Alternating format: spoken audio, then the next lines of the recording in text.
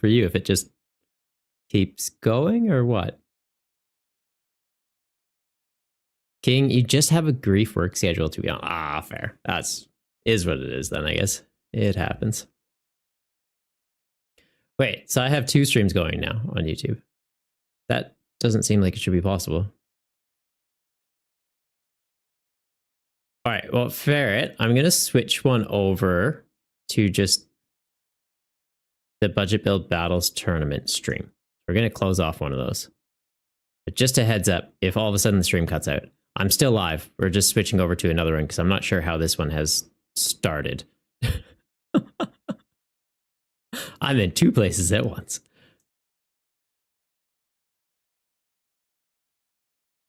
So we're ending that one.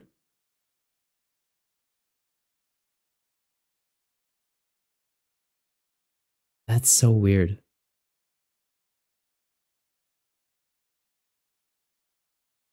Yeah, so like it's still live.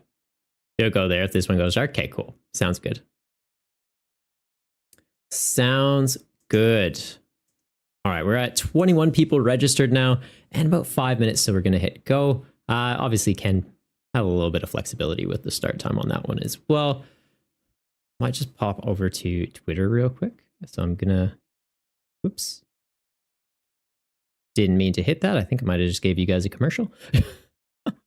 But yeah, just going to pop over onto Twitter. Just sent a message off to one of my buddies and I want to see if he's coming over. I don't think he is. That is okay. The scheduling can be a little bit tricky, but at least this way we've got the ad out of the way. So once we do start up the tournament, we are good to go. And yeah, I'll just start looking through all your guys' deck lists, make sure everything's hunky-dory and good to go. So Urban Nomads list, not seeing anything over a 2 that can't be. Applins out of 3. They've got the Evolution. Grookey out of 3. They've got Evolutions. They are good. Caveman, no list yet. Pineapple Pizza. Looks legit. Mr. Greenpeace, no list yet. Tommy's list looks good to go. Sloan's list looks good. Destra. The Garganical. Yes, I love it. That's epic.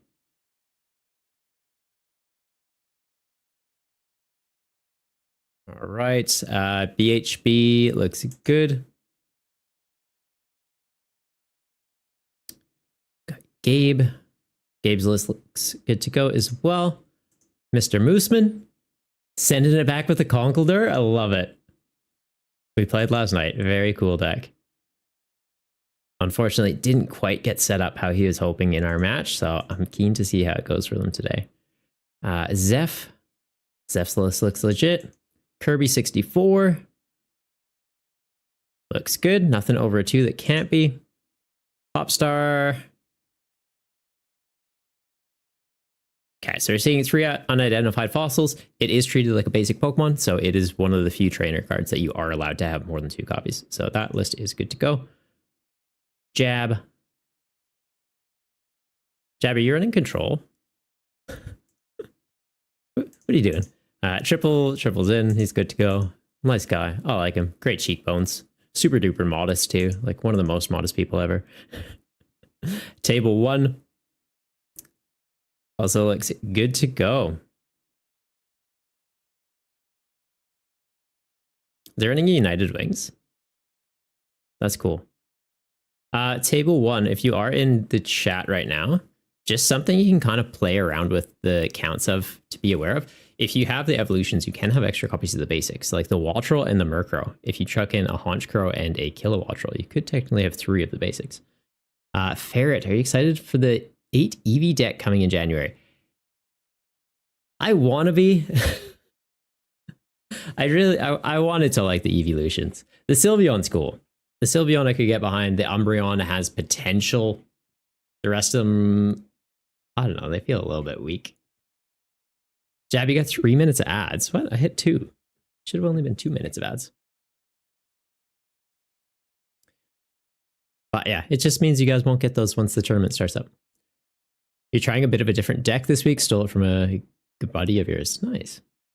Climburger, they're stinky, unfortunately. Yeah, like I put out a video on them last night. Did the live reviews, like hadn't seen them, looked through the thing on PokeBeach and was like, trying to be silver linings, but at the same time, like, yep. Like the Jolteon, Flareon, Vaporeon, hitting 280 is not bad, right? Like a max belt on there, you're one-shotting stage 2 EXs. So like there's some viability there. And the fact that you can charge them all up with Glass Trumpet gives them like some consistency. I just don't know that's going to be enough. Garth Woodson just found their channel before pre-release last week. Man, that's awesome. Did you watch the video for pre-release, or was it just like a timing thing? Like, oh, I saw a dragon deck before pre-release. I hope it was that you found the pre-release video. I like making those.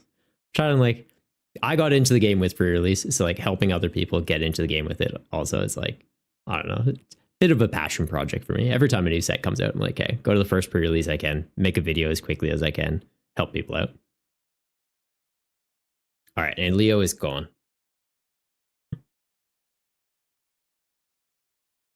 Legend, you feel like Glaceon's a little bit underrated? Which one? What did the Glaceon do? It hit like the active and then 30 to something on the bench, right? Was that the Glaceon? Jab, doesn't Glass have to go to a normal Pokemon? It does, but all the evolutions evolve from Eevee, and Eevee is a normal Pokemon or colorless Pokemon.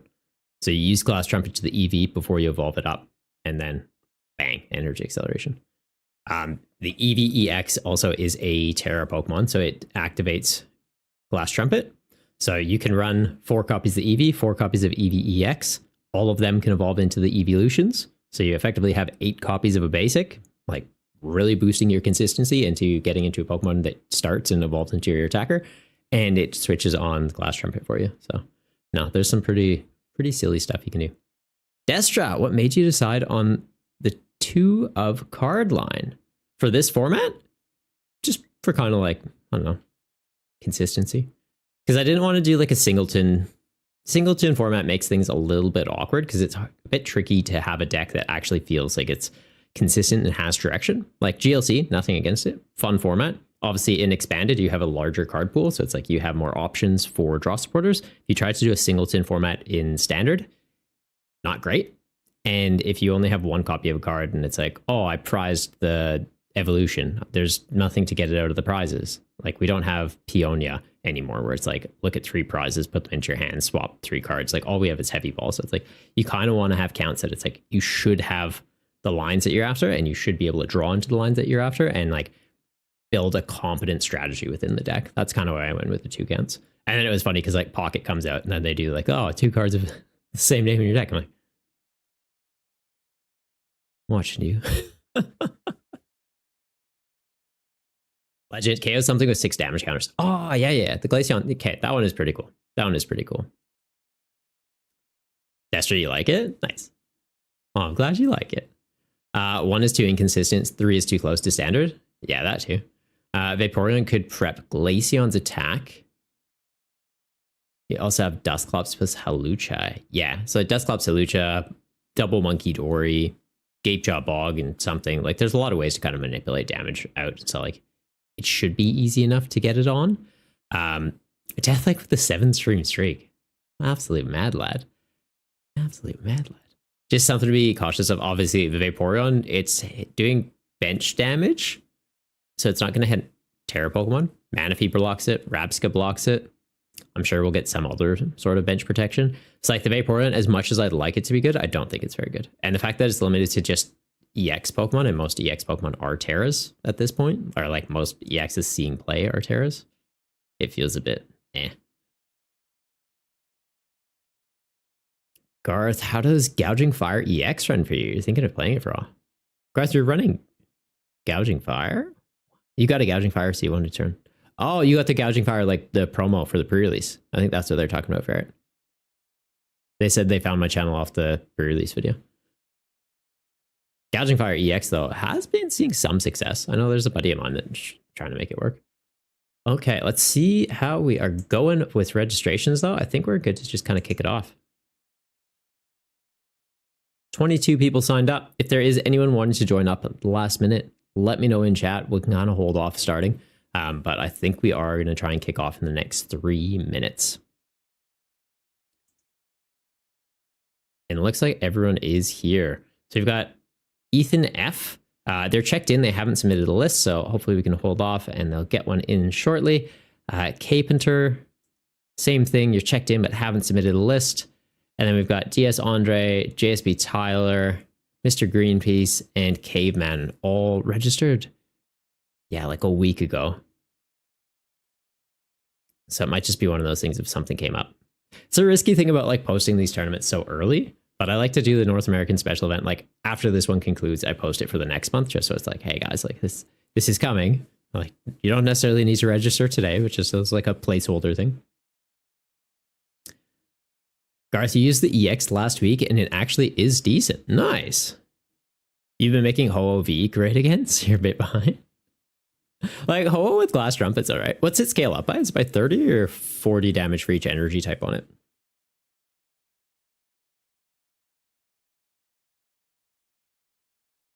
All right, and Jab, you're signed up. Yeah. I remember I looked over your deck list and it was like something a little bit different than you normally run.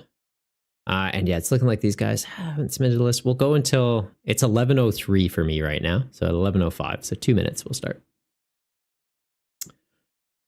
Also, so like, do you guys know about the season that we're doing? How we've started doing seasons for this tournament?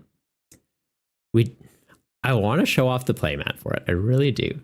But I'm also holding off. So I think at the next North American special event, so the first Friday next month, we'll show the playmat.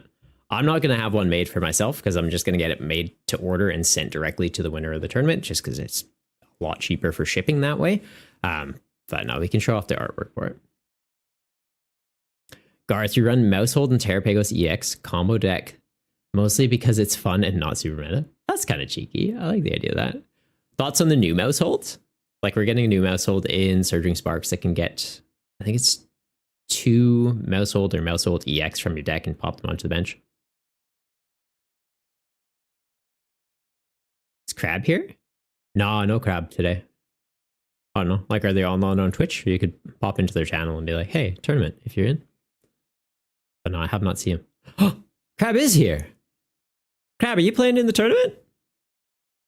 Oh, he is. I'm blind. Crab man. He's just here to defend the title. He's like, I'm going to get first in all the special events so nobody else gets the big points bonus. Destra the playmat, such a sweet idea. Cheers, man. I like it. Well, and it's also, it works nicely because I got a sponsor now. Well, a pseudo sponsor. I've got like an affiliate thing. So if you go to quackamousepads.com and use the code BBTCG, you guys will get 10% off your order. They ship internationally, so you can get it to anywhere in the world, but they do free shipping to Asia, the US, the UK, Australia, and New Zealand. So like some pretty big locations, especially for our audience here. Like I'm based in Australia, so I feel like a lot of you guys are also in Australia. And then, yeah, I know a lot of you guys are in the US, so it's like, sweet. Obviously going to try and get some designs onto the site so that you guys can order stuff that is branded. And then also I've got some artwork done for the budget build battle format. There's going to be the champion playmat though. It's like if you win the season, that artwork, I think I'm going to make it available for purchase, but then the one, if you win the whole season, it's going to have like the champion thing on it. Like if you won like a league cup or like a regionals or something like that. And it's kind of like integrated into the artwork. So it's like a nice little special touch for you. Dragoth saw the title and was kind of interested. Oh, glad to hear that. Yeah, we're doing the budget build battle tournament. So it is a no rulebox format. No EXs, no Vs, no Radiants, no A-Specs, and you can only have 2 copies of a card with the same name in your deck, just to kind of make for some interesting deck building. We are kicking off the tournament in, well, basically right now. I was supposed to do it a minute ago, but if you did want to sign up, type exclamation 3B tourney. We do have late registration, so you'll miss out on the first round, unfortunately, but there's 4 rounds of Swiss and then top 8. So you can join up. Gives you a little bit of time to do some deck building, and then you just go 3-0 from there. There's also always people looking for games in the Discord, though. All right, but yeah, I think we'll kick it off, guys. Double check that we didn't have any last minute registrations that I need to check list for. All right, and those guys have gotten theirs in. Okay, so Ethan and Carpenter, we'll just double check their list real quick, fast. Looks good to me. They got the monkey business and Ethan. There we go. Looks good. All right, guys, we're going to kick this off. Good luck, everyone. Main thing, though, have fun. It's a pretty casual format. Don't stress too much. And I am 90% sure I sent through my updated list, right? Maybe we send it through one more time just to play it safe. Getting hit with a deck list error in your own tournament, not a great idea. We'll just play it safe. Yeah, good luck, everyone. All right, and it looks like we do have one buy for the round. So yeah, if Dragoth, if you do want to join up, it would help out. But going into the next round, so Tommy V getting the win for the first round, just free win off the buy, and it looks like I'm pairing into Kirby64. Nice. Well, Kirby, if you are in the chat, appreciate if you could at least mute it. But mute and minimize is appreciated, just so there's no like stream sniping going on. They're playing a kind of funky looking deck. We got an Ariados, a Shroomus, Breloom, Kricketune, Liberal, Pinsir. All right. Very keen to see what they've cooked here.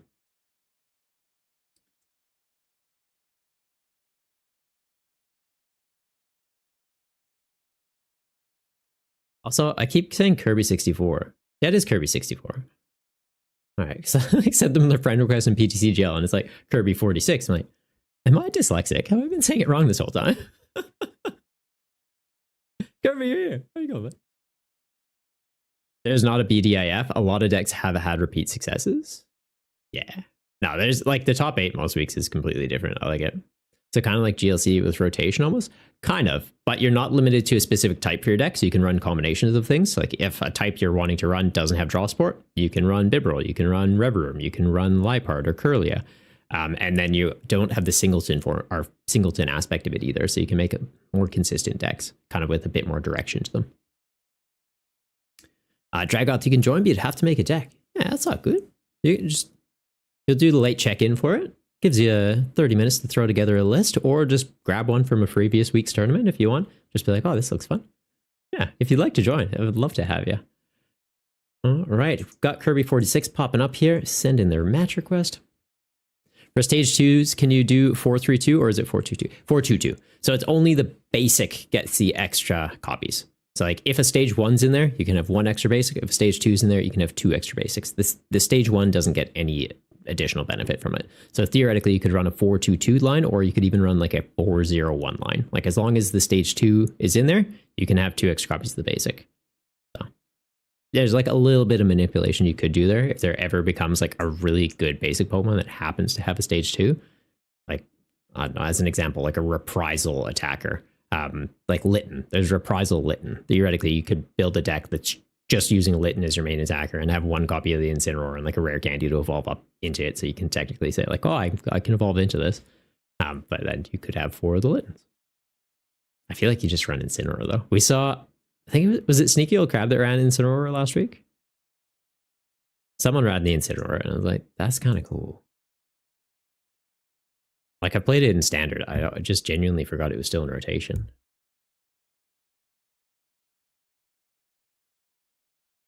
All right. I am very happy we kept the double count of Arven in here.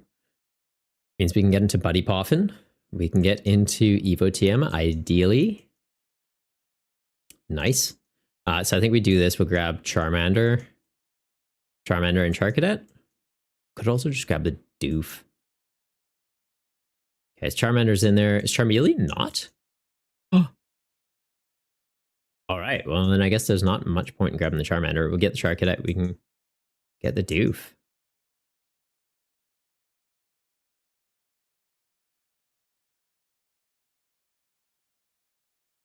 Like, we do want that to double the energy output. But, like, at the same time, it's not super crucial.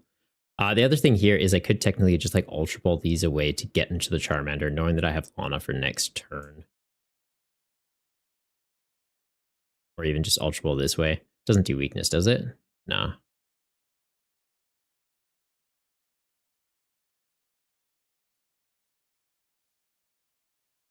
Get that, or we could get this.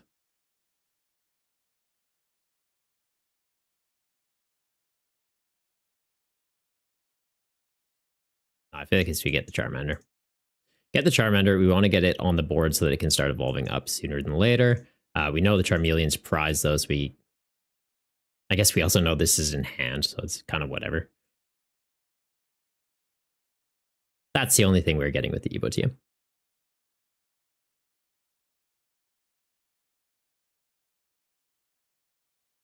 Barrett Fossil deck's going to go crazy. Could be pretty good. We've seen a Archeops do really well.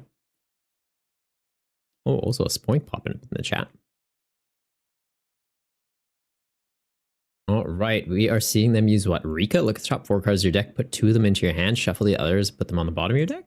All right. So sort of like Chorus with a little bit less digging potential, but you don't have to loss on anything.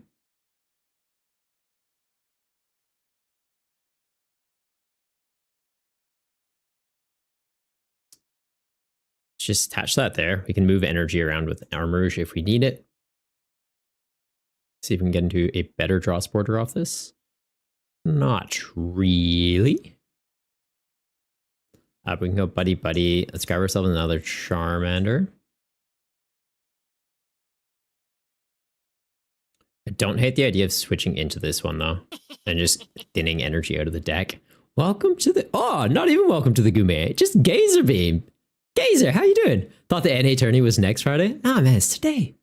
You can still do late check-in. You can still get in on it.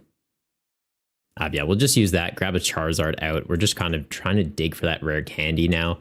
Could technically Pal Pad these back in, but it feels like a bit of a waste. And then it's just, do I even bother hitting him here? Or yeah, do we switch into this to just try and thin out some energy? I'm not opposed to that idea. Let's go into this, move one up.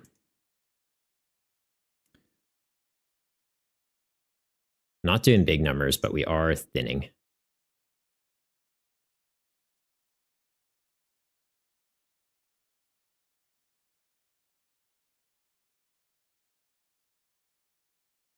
Yeah, Gazer, if you want to get in, just do late check-in. You're good. We've got, I think Dragoth is doing late check-in. Could be wrong. But we literally just started, like 2 minutes in. All right, so they are getting into their Pinsert. Does they have enough on it? If you have more prizes than your opponent, does 90 more damage.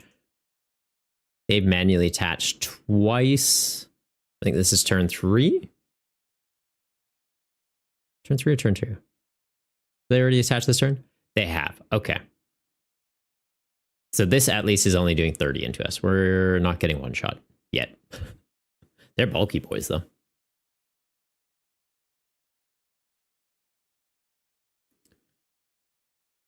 Okay. And like, I almost don't mind something getting knocked out. I just Mela. That's not bad either. But off of this, like, there's not a lot I can do at the moment. It's a bit awkward. I feel like we hold off Lana until this gets knocked out, though. But at the same time, it's... Can we charge this up in some way? No. Not enough to be doing relevant numbers, at least. Let's... Almost just thinking Tail on Fire again. Sure. Like, we're not doing a hell of a lot. But it's thinning it out. Get into Mela, get into Magma Base, and get energy onto this. We'll just start attacking with this. We hit weakness into them. 180. Takes them out, and we should be able to just kind of shred through the rest of them.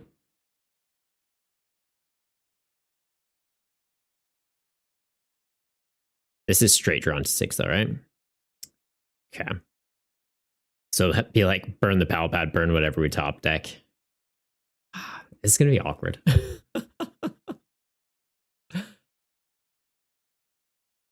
A Charmeleon being prized is less than ideal.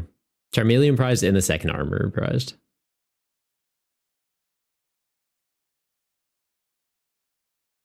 Missed them. Why did they go to the milk? What did they what? Ferret Azumarill is going to be the first deck banned in this game. What? Why is the Azumarill going to be banned on this format? Why would it be banned in this format? It doesn't even work in this format. You need a Terra Pokemon in play to use it. It's literally useless in this format. All right, so we've got Super Rod. We'll Rod back in, I guess, ironically, the energy that we were trying to thin from the deck this whole time. But it just thins this out of our hand. The Moltres isn't great for this matchup. Do we grab the Charmander? Yeah, we'll get Charmander back in there too. Palpad, just checking the Arvin back in as an out for rare candy and experience share. And yeah, it's just Mela. Check it on here. I can move it around with the Armorage if I need. Not finding anything relevant off it, unfortunately. Benching this feels like a waste of bench space, but it does give me a bigger pocket at least. Santa Claus, Easter Bunny, or Jesus either. Welcome to the Goomba Gang, #1 Wailord fan. All right, we are finding the Arvin. Okay, so next turn I can at least get this online. And yeah, if that would just pass. We have a sacrificial Char Cadet, unfortunately.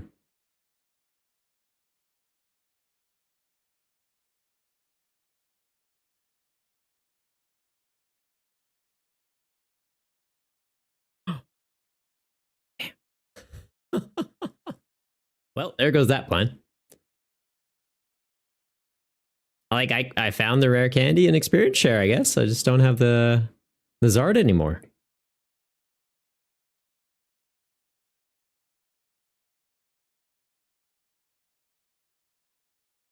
Top deck Ultra Ball, please.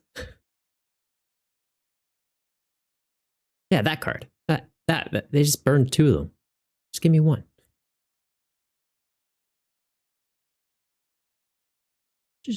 Just 1. Barrett. You're right. Totally forgot about it. Yeah. So Azumarill, it's an interesting card, but it is very situational and doesn't really make sense in single prize formats. Okay, so we will chuck the Entei into the active. It gets to tank some, right? It reduces their damage by 20. So he's only going to be doing 70 into us. Making him a big boy. Let's do that. Do that. Check the experience share. I feel like just on the Armorage.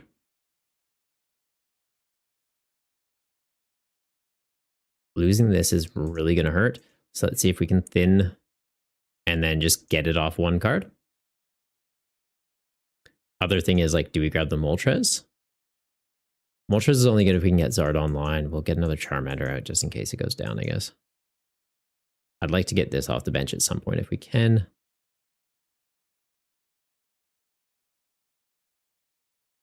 That'll do it. Okay, so we can Ultra Ball these 2 away. Get Zard Rare Candy up. Doubles the energy on the Entei. And then fresh handoff research. We take that. All right. Still not seeing any Magma Basins, though. Are they all prized? Okay. Well, at least we are getting an attack off now. We've got the Night Stretcher. Gives us an out to get Entei back. Yeah, we do 280. We take the KO into Pincer. We should be able to start snowballing now. It's just one of those things of, like, if they start to gun down our key pieces, gets a bit tricky. Okay, finding the Charmeleon. Nice. Like, if they take out the Zard, obviously reduces the energy on Entei. It's just an attachment away from being able to use the attack on its own, though. And yeah, we're going to be able to manually evolve up a second one. If they go to take out the Armorage, not like the biggest issue because we get to keep energy in play. Dragoth, just to make sure there's no banned cards, right? No. So the only things that are banned are rule boxes. So A-Specs, Radiance, EX's, fees. So on the actual tournament page, all the A-Specs are listed as banned cards just because Limitless doesn't treat them like rule boxes. So we did just have to manually ban all those.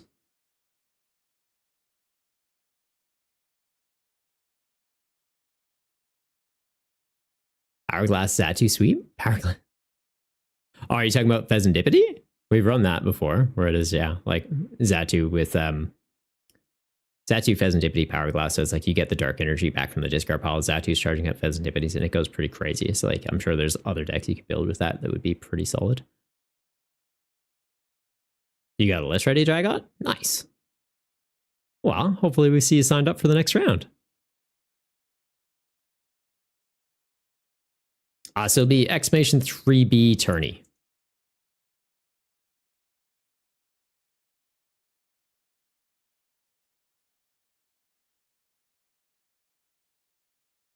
And then it'll just shoot you a message directly on Twitch. Okay, so getting this charged up is pretty big. Do I need to be concerned about him theoretically knocking me out? What's he doing with this? 30 more for each colorless in our retreat cost. We'd be effectively taking 70. We should be safe. I think we're good. I don't need to ramp up any more energy onto this one, so we're going to put it on the bench just so it's safe. Lana I might hold on to just in case they take out Entei. I can get back into it. And yeah, we just bonk.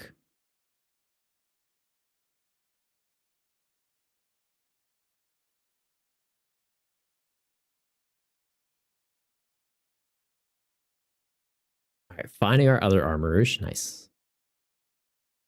And yeah, area dose only scaling up the retreat cost of evolutions. Their gravity stone on there does boost them though. I did overlook that. So what are they doing then? 100? Okay, they're bossing up a Zard. They'll be doing 130 into the Zard.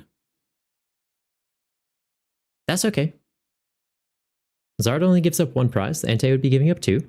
I'm okay with it being moved to the bench. How do you join in late? You should just be able to register. I'm 90% sure we set up late registration for this. Let's double check that.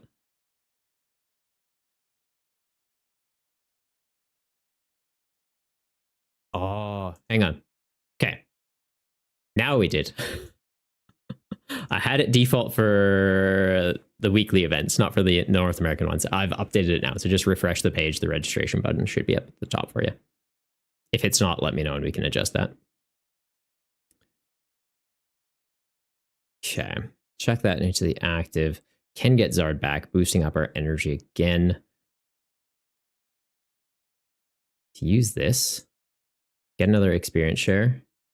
Could get that. Could get this. Theoretically that. Get the Moltres, start taking out their bench. Or just get a backup attacker. But the second experience share is pretty big. So like if this gets knocked out, we keep a lot of energy in play still. Get the stretcher. Get the Zard back.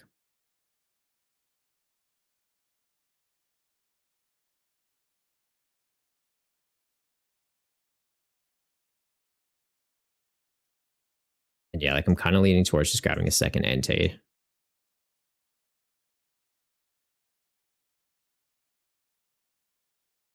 Could theoretically just go into this one as a fresh attacker. Don't have the risk of giving up two prizes. But I think we're fine.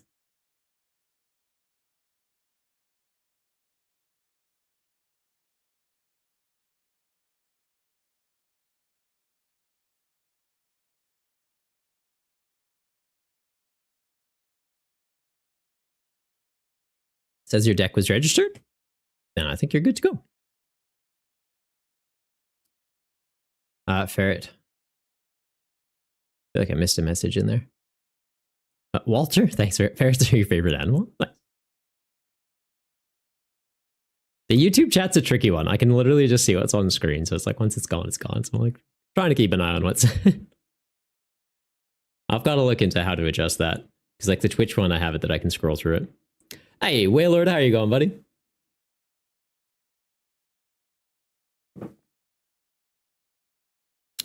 All right, so they've got the pincer up in the active. I'm going to take that then that they didn't have an energy in hand for the area dose. They're just trying to buy a turn here. Fair. Kind of leaning towards just taking out the one that is being charged up. That seems like more of a risk to me.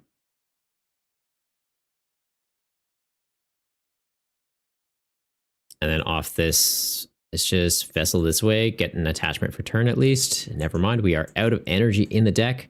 Both Magma Basins are in here. Neither of them was prized. We're just not seeing them. Okay.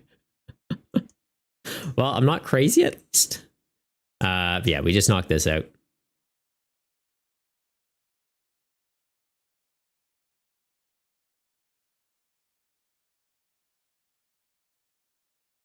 Finding another Charmander. Nice. Okay, I got only missed round one. Yeah, no, you'll be okay. You'll be all right. Jab, fun fact, control actually takes skills. There's definitely a method to the madness, but it's one of those things of like, once you're into a checkmate position, you just kind of sit there. Like, slap Snorlax in the active, gust things up that can't do anything, burn through their switch cards. They're good. It's like counter catcher Eerie their switch. Snorlax active. Whaler Drew, Mr. Mooseman in the tournament. Oh, nice. Well, lovely to meet you, Mooseman. How are you liking the format so far? Because you were in last night's tournament too, yeah? All right, this Entei is a liability now. This could close out the game if they have a way to get a KO into it.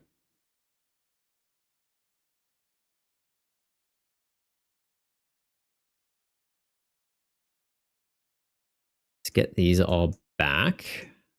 Grab that. Grab that, grab that. Like, I've got the rare candy Zard in hand. I guess they don't know that, though.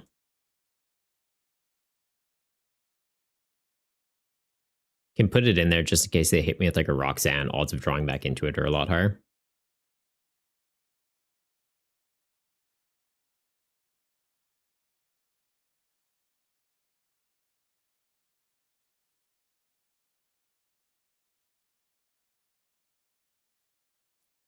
Feel like we're in a checkmate position here, though.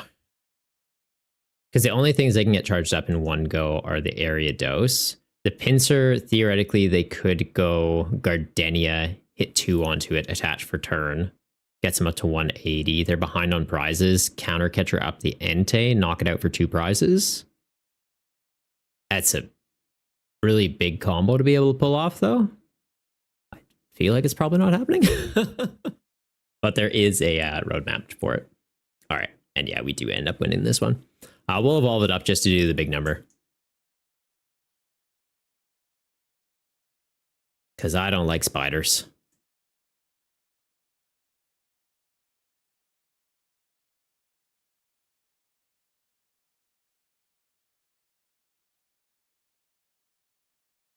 Let's blow this up. When you have game in hand, just declare it. The exception being, if you have a deck that ramps up damage, then do the big number. Everyone likes seeing a really big number. Hitting 680 damage in a single prize format, that's pretty cool. Good game, Kirby. Good game. That list is spicy. I like it. It's like a little bit awkward for that matchup though, because like I was attacking with basics and it seemed like your quick attacker, obviously being the area dose, just like attach 1, ramp up the retreat cost of evolution Pokemon. So like, yeah, when you kept gusting up the Zards, I'm like, yes, this is annoying. But then the Entei was just able to sit there like, I just have enough energy to attack. So it's fine. But no, I liked it. Very cool list. Do you run Gardenia in there? I guess I could look at the list, but that was kind of like my concern is there was the Entei sat on the bench. I was like, if he has counter catcher Gardenia attached to the pincer ever, it's just like, guess that, take 2 prizes. I just did a random deck really quickly to try out the format. Had a lot of fun playing it. Fair. Honestly, I like it. It's a cool list. I'm very keen to see how you go for the rest of the tournament. Jab just stole a list from Jam. Fair. Yeah, Jam Jars is like a very scary control player in this format. I don't know if they signed up for tonight. I don't think we've seen them in like the last week or so. Just been busy with life. They're popping up in the Discord still. Just haven't been able to make it to the tournaments. All right, but looks like all the games have concluded. So Sneaky Old Crab taking down Urban Nomad. Mr. Mooseman getting the win against Table 1. Destra taking down Jab. Triple taking down Kirby. BHB taking down Digital. Sloan taking down Carpenter. Gabe taking down Zeph. Pineapple taking down Ethan. Tommy getting a bye. And Drago getting the loss for missing round 1. Okay, so we can basically just picture it as Tommy played Drago. Tommy got the win. All works out. All right, we do have 6 minutes left in the round. Thoughts on kicking it off early, or do we wait it out? You guys want like a 5-minute break? Jab, they're grinding for a regional? Yeah, fair enough then. Fair enough. I feel like we just kick it off early. I think most of you guys are in the chat here, so we should be safe. If there is anyone that's like not in the chat though, and then caught off, like doesn't check in for the round, we will be a little bit more forgiving with check-in time. So like, happy to give 5-6 extra minutes if people need it for their games. Just kind of getting that time back. All right. But yeah, pairing the second round. So good luck everyone in your matches. We've got pineapple into Destra, triple into sneaky old crab. Ooh, round 2 we're pairing crab. Nice.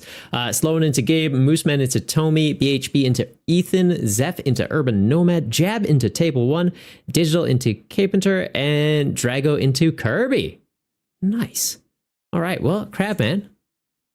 Let's do it. What are you on this week? You running some like damage counter shenanigans? Dodrios, the Agrons? All right, I think that's what you won the special event with last time. Let's see how this goes. You're scared? Why are you scared? I feel like we always have good games. Like it doesn't feel one-sided in any way, shape, or form. You're always like, oh, I'm scared. And then like we play it and it's always a really tight game, like literally like down to the last prize situation. Those are good matches. I like that. All right. I believe Grenchi is crab. Just saw that 680. Oh, yeah, fair. Steel guys are weak to fire. It's fun. Slow and kick it off. Yeah, we'll get it going. Jab anti-break game.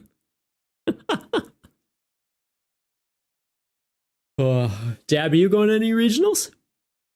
I think for Australia, all we've got coming up, we've got Perth in December, but I'm like, CBF.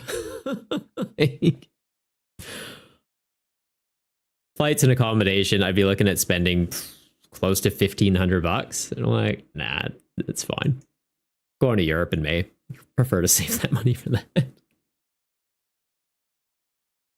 I think Brisbane's also confirmed, and then there's one more event yet to be confirmed. Also going to double check where Leo's gone, because he's in here somewhere. Okay, he's just under the desk hanging out. Already went to Louisville? Fair. You just do like one a year is kind of your goal? Opening the chart cadet again. Less optimal opener, though. We don't have any draw support or searches for basics. This is fine. This is fine. Everything's fine.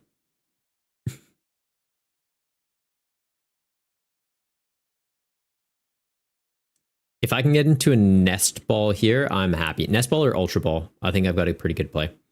Because we'd be able to go Earthen Vessel, sack the fire energy, get into 2 more. Nest ball for Moltres, Magma Basin in play, proc Magma Basin, 20 damage onto the Moltres, activating the additional damage output on its attack. Attach return onto the target at hard retreat, start putting pressure into them. Well, let's see what we get. Okay. Thank you, game.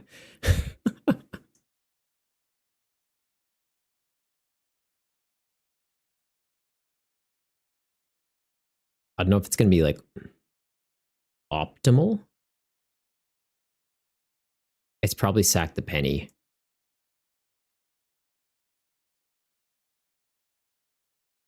I really hope it's not prized. Okay, good.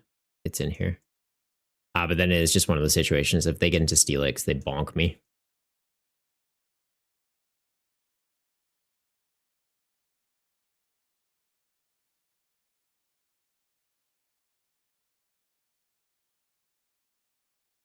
I think we're just going to get donked, though. We don't really have anything for the following turn. If that had stayed in the active, we're fine. We're taking a prize. Hitting this, though, we're not doing a lot. And yeah, if they have the Steelix, I think it's just 1 energy, 130. So they take a KO into us. We will get an energy back onto this. I could do Light Punch, hit Steelix for weakness. Not a lot, though. All right, they've got the Cypher Maniac. Are they already holding the Dodrio? If they're already holding Dodrio, concerns. Right, because it's just top deck of Steelix. Or top deck an out for a Steelix, maybe, to help thin a little bit more. But yeah, I feel like it's if they're holding Dodrio, Steelix on the top, proc Dodrio's ability, draw into Steelix, attach onto it, swing. They didn't? Okay. What's this do? If heads during your opponent's next turn, prevent all damage. Okay. Well, it wasn't hit, so we are good.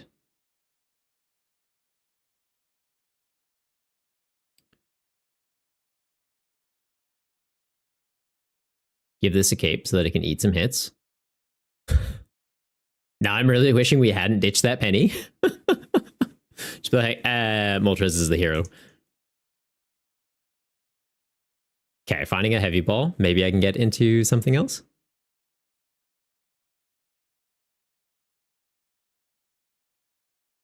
They have the Night Stretcher. Okay, so they're getting the Onyx back. What did they guarantee the top deck, though? Dodrio? It's got to be a Dodrio.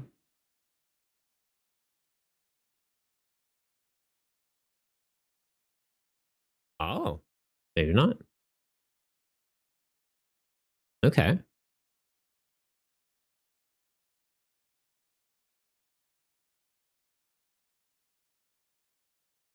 Oh, okay.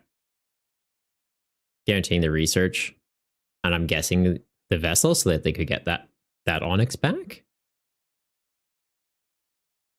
Ditching the Iono, like fair. They can see that I'm struggling over here. All right. Well, Crab is into the game. I need a draw supporter really bad. If I could top deck a research, I'll be happy.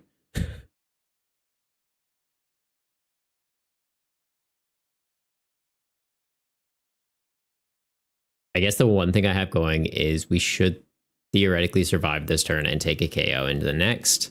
And then even into the Steelix, like we'll be able to tank a hit. Okay, finding the Entei is pretty good. Liberal's prize. Okay.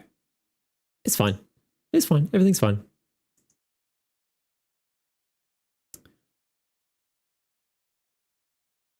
Start charging up Entei.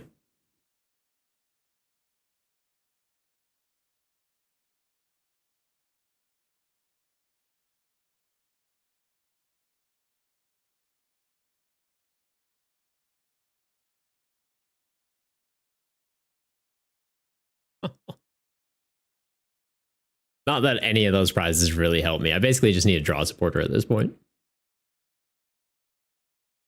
Draw supporter or an Armourouge. Because at least if I get into Armourouge, I can kind of create the loop where it's like, oh, Moltres goes down, energy goes onto it, push that up onto Entei, attack. All right, and they are getting the Airzu, so they're getting a Dodrio, they're getting their Lairon, their Aggron. I'm guessing already holding Steelix in the hand. This is where things get a little bit scary. They get one attack off with that Steelix, hits their board, and then the Aggron can be doing 150 for 1 energy. If the Steelix dies. If they keep the Steelix alive, they can be doing 200. All right, we are getting to tank the hit. Are both Steelix prized, maybe?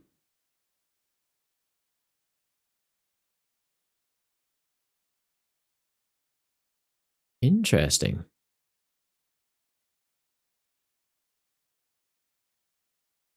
All right, thin out some more energy from the deck. Get the attachment. We do have the base in play onto the Entei as well, just helping to ramp up our damage output.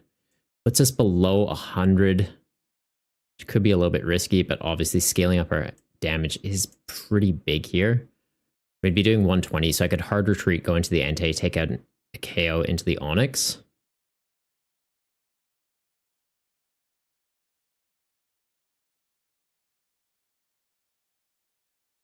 Also, our ability does give us a little bit more health, right? So we have 90 left, but effectively 110 thanks to the ability. So that's not bad. Don't know if it's the right play to have made.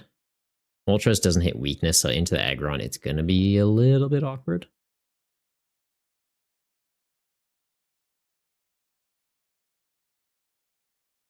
All right, they're getting the Gengar out. If they have damage pump, this is concerning.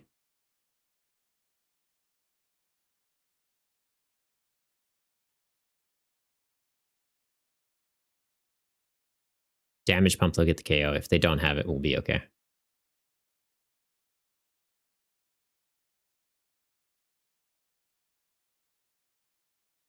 Garth switching on over to Twitch. Fair, man. Fair. Ferret, you prize Bibarel? Yeah. Scuba. Welcome to the Gooma Gang, a sloppy Esquire. My name is Optimus Prime. Oh, and with the Prime sub. Dang, appreciate that, man. Dragon is so good at this format. Got the W. Nice. Congrats, man. Nice. Oh, okay. So, Esquire, are you Garth Woodson then? Is that you over on YouTube? So you swapped over to the Twitch channel? Is that what's going on? All right, and looked away for a second. Doesn't look like damage pump has been played. Okay. No damage pump. We're okay. We knock out Gengar. They can obviously just bring it back. But at the same time, it's like, do I just switch into the Moltres and hit them with that? Like, I'm a little bit more accepting of this getting knocked out than the Entei. The Entei hits weakness into him, ramps up. Having this, though, it does mean I can get... I'm going to grab that, and I'm going to grab that. Second Charcadet wouldn't be a bad call, but I feel like it's not as necessary. This, if I get into the Bibarel, we're good. How much does he have left right now? 160? So they need 4 things with damage counters. So let's just manually attach to this one. We'll hard retreat this. Yeah, they do. Thanks for reminding me, Jab. Yeah, we'll attach that onto there. They effectively need 4 things damage to take out the Moltres. We do 90, which is just enough to take out the Gengar, saving the Entei. We can hit weakness into the Aggron, dealing with their bulky big attacker. We should be in a good spot here, making them effectively need to find a boss. And we hit the Bibarel off the prizes. Let's go. This has been a really tough match to pilot. We haven't found any draw power yet. The Bibarel is our first bit of draw power, and we're down to 2 prizes remaining. If I get hit with an Iono here, I'm kind of just cooked, though.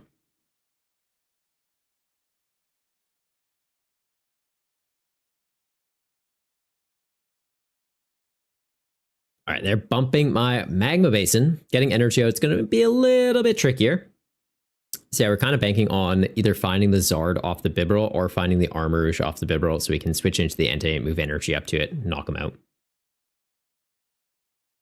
They're bringing back that Gengar. Does it mean they have damage pump, or they're just trying to ramp up the output of the Aggron that little bit more?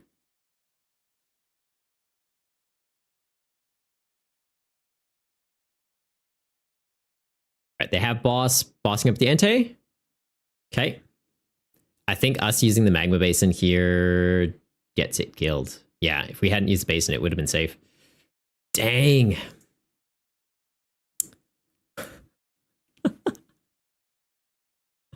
Oh, I love that one. How you going, Milky? All right. Go into the Moltres? I think we just go into the Moltres here.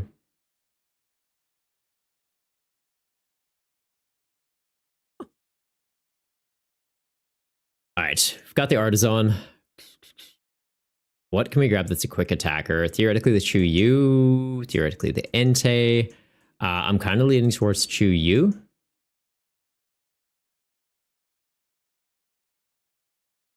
We go Bibs. We have Morty. We can dig a little bit deeper to find the Zard if we need. Nest Ball. Do I want a Nest Ball for another Charmander? Because it's like, I could ditch this to hopefully get into the Zard. But I still need a way to get energy onto this anyways. Might as well ditch the rare candy. I've got 2 of them in hand. Let's do that. Didn't find the Zard, did find the Armarouge. And another experience share. So hard retreat. Push these 2 energy onto that. Take the KO.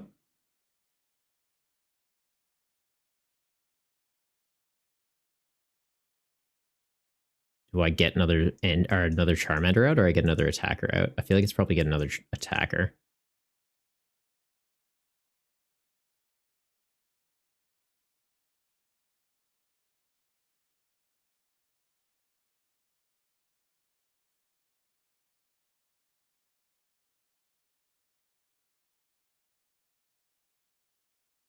Yeah, hit him for 280. We're in a good spot.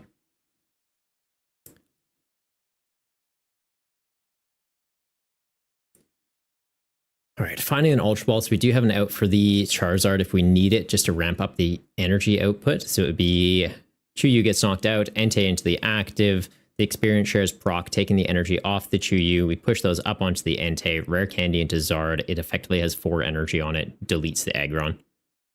We're good. Did they just get rid of an Iono off that? Could have Iono'd me to 1. I guess Iono'd me to 1 when I've got Bibarel. They don't really care. It's like, oh, I can see you have an out. I don't have a way to deal with that. So they just prefer to get extra cards off the research, I guess. Fair enough.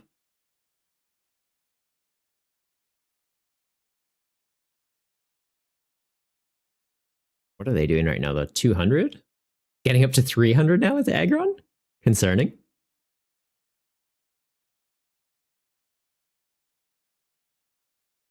Oh, not putting any on the Aggron itself. Okay. Like, yeah, the 250, you're taking out anything. All right. Checking an energy here. Checking an energy here. And yeah, it's looking pretty good for us. Finding the Torkoal. Okay, let's get rid of these. Get rid of these. Get rid of this. Don't need it. Thins the hand. See how big of a number we can get to.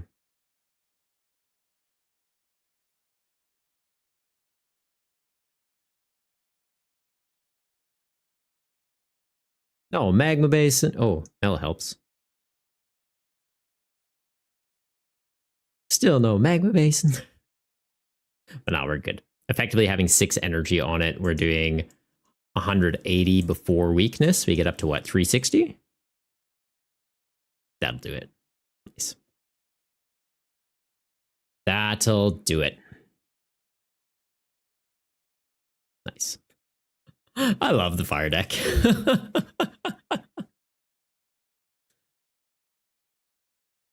So good. Like, once you can get the Armor Rouge and the experience share online, you're just cooking. That took a while for us to get into the game, though. Like, not having a draw supporter until, what, we were down to 2 prizes, I think? Like, we got the Bibarel. It wasn't even a draw supporter. It was just like, I have Bibarel now. I can draw. Like, just very patiently, like, okay, do this by a bit of time. Do this by a bit of time. Getting into that Moltres play, it was like, at least we can put a bit of pressure onto them. Crab, such a good game, man. Such a good game. That was tough. I'm like seeing you fully establishing your board. I'm like, I have 2 guys in play.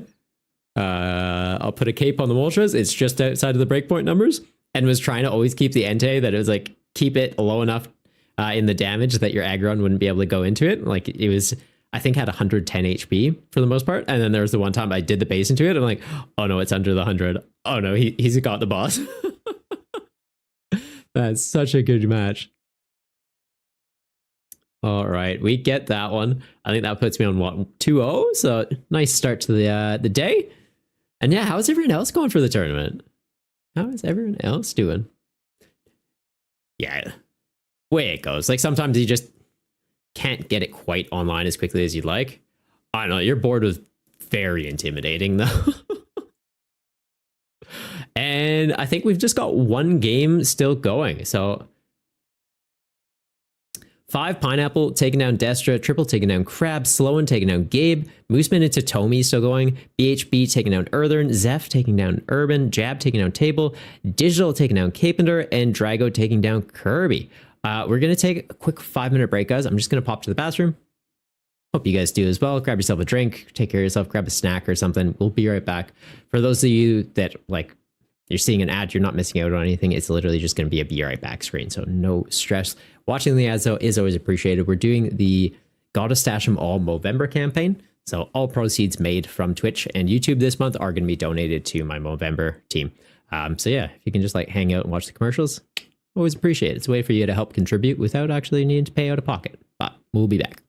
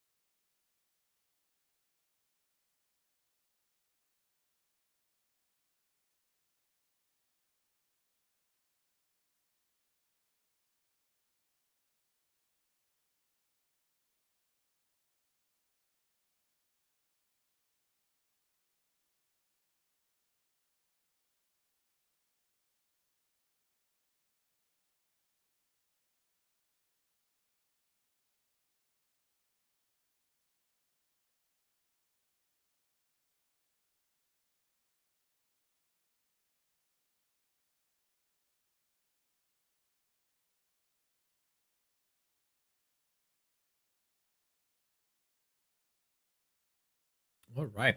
How are we looking? A few, so many ads about this election, but other ones as well. And like, oh, are you getting hit with like political ads? Yeah, it's kind of annoying.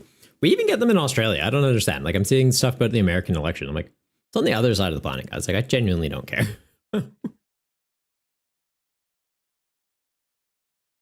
All right, we got Pineapple taking down Destra. I took down Crab Slow and taking out Gabe. Tommy into Mooseman is still going. They got 5 minutes left, so hopefully we see a winner crowned soon. Everyone else's matches have concluded. How many people are on 2-0 right now? 1, 2, 3, 4. Got 4 2-0s, and then Tommy and Mooseman. One of them could be the 5th, unless it goes to a tie. We will see. Also, Zephran joining the Goomba gang. Sorry, I missed it, man. Welcome, bud. Welcome. Hope you're enjoying the stream. Oh, also, random question. Anyone else doing Movember? You guys rocking the stashes this month? I like it. It's one of my favorite months of the year. Ferret for Australia getting hit with a slop of the US. It's not a slop, but it's just like, what? Why are you sending this to us? We can't do anything. I don't care.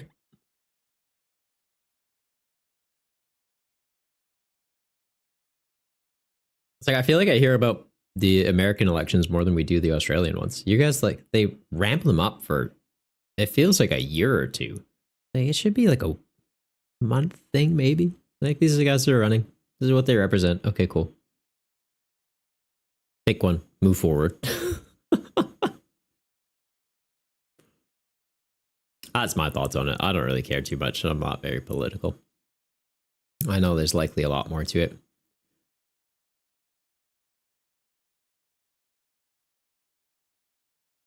What have we been cooking on PTCGL? I've been cooking. I've mostly been cooking stuff up for like Surging Sparks. So we've done the videos for my Milotic, Pikachu, Hydreigon, and then Ceruledge. I've got a few lists ready. I just need to actually record it. So I might do that after stream today, but we also need to put together the buy list. There's a lot of good stuff in Surging Sparks, but a lot of it is like very deck specific. So I'm not too sure how I want to structure it for this one. Because like, if you want to play Hydreigon, get Hydreigon. If you want to play Pikachu, get Pikachu. So like staple cards, we've got what? Terra Orb. It's a good one. Surfers in this set. That's a really good one. I feel like 1 or 2 copies of that. The new stadiums. Give me 1 second. The new stadiums are pretty good too. So like I feel like 1 to 2 copies of those. Don't think we got any new special energy. The A specs are all interesting. Very situational, but interesting. But yeah, for Pokemon that I would like recommend people picking up if they're looking to try out a new deck, it would be Ceruledge, Pikachu, Hydreigon.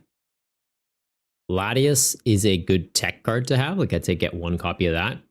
Archaludon, as good as I want that card to be, it's going to be mid. It's going to be B tier at best, likely C. It just has bad matchups into Zard. Like Zard just bodies it. They proc a Dusknoir on you, and then they hit 210. They gotcha. Oh, also, did we kick off the raffle? I can't remember if we kicked off the raffle or not. Apologies. So last night, MWDC won the weekly event, and they opted out of the prizing. They said, do it as a giveaway. So we've got the 25 code cards that would have gone to first place available for the raffle today. So exclamation raffle to enter. Completely free. Just make sure you're a member of the Goomba gang. So boop that follow button. For those of you over on YouTube, apologies that don't have any functionality to do a giveaway through YouTube. It's all just on Twitch. So if you want to just pop on over to Twitch real quick, enter the raffle, and then go back to watching on YouTube, you're more than welcome to do that. Or it's just, yeah, unfortunately, no way to enter through YouTube. You've been playing Walls a lot. Nice. Dexy Builder, Iron Hands, and Dusknoir. Cool. Oh, also new wall, like Milotic EX. That's a cool card coming out of the set. I like that one.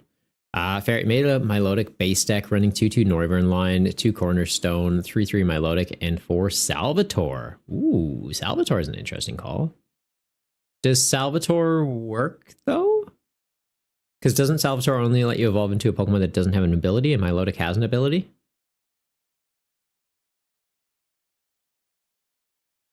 Sloan, you think to buy like 4 Latios? That card's gonna be in every basic deck. I don't think you need 4. I'd never like that's the thing. I don't recommend people buy multiple copies for multiple decks. When I do the buy list, it's like this is what you need to have a play set. Like you can interchange it between your decks. You can proxy a card so that it's like, oh, this is the proxy in this deck. I'll swap it out for this one. Like you're not personally playing more than one deck at a time. Obviously, if you're lending out decks to friends and stuff, having multiple copies, good. If you're opening heaps of pack and have extra copies, good. If you're looking to play the game very much on a budget, that's kind of where I like to aim my videos. So it's like, this is what you need to actually play the game. I'm not going to be like, pick up 16 copies of Buddy Buddy Pop. And it's like, no, you need 4. That's all you need.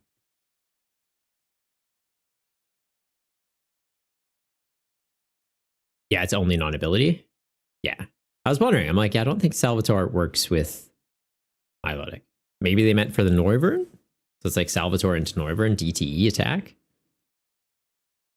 That one guy in the Discord is complaining about Cleffa not working in his deck. And while you don't know if that's true, you would believe it with Live's track record. What do you mean they're saying Cleffa doesn't work? Like the attack doesn't trigger or what? Unfortunately, we are seeing Mooseman and Tomy going to time.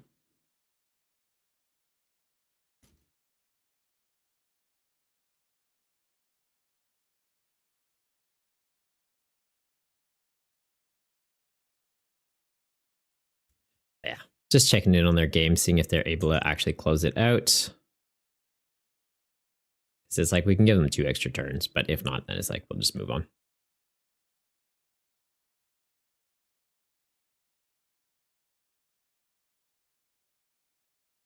You're playing Bronzong Salvatore? Yeah. That's a spicy deck. Like, if you can find a way to consistently set it up, that's pretty spicy.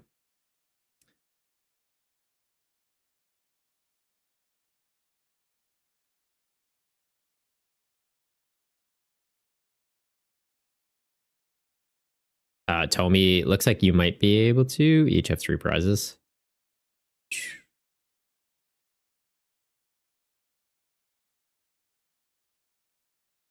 What's Tomy running that he thinks he can close it out? Oh, like Dusclops?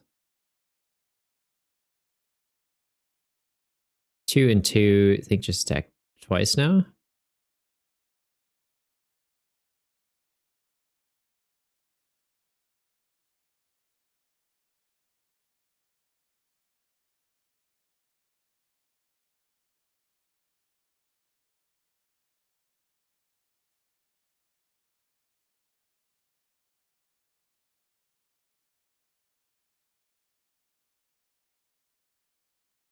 Okay. That's I think I can win. Oh, never mind. I can't. 4 attacks. Okay. Now we're good. Next round. People are funny. All right, guys, we are going into round 3 of the special event. Looks like someone might have dropped. We're back to having a bye. Who ended up dropping? Ethan dropped on O2. Okay, fair enough. Okay, so it's Triple into Sloan, Pineapple into BHB, Tomy into Zeph, Mooseman into Gabe, Drago into Jab, Crab into Destra, Kirby into Digital, and Nomad into Table 1. And then, yeah, Carpenter getting the bye, putting them on 1-2 for the tournament now. All right, let's see what Sloan's playing tonight. Annihilate? Is this the list from last night? Cool. Keen for it. Professor Poke, yeah, it's only non-ability. Yeah. I'm guessing they meant it in reference to the Noivern then? Sloan not online. Sloan, where are you? Come here, let's fight.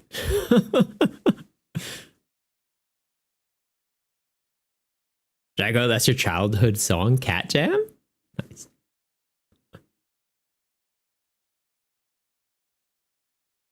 Oh. Cat Jam shows as an emote. on the screen, but in Twitch chat, literally just says the word Cat Jam. Like, I thought you meant the name of the song was Cat Jam. Oh, cool. I don't see that as the name. That makes sense now.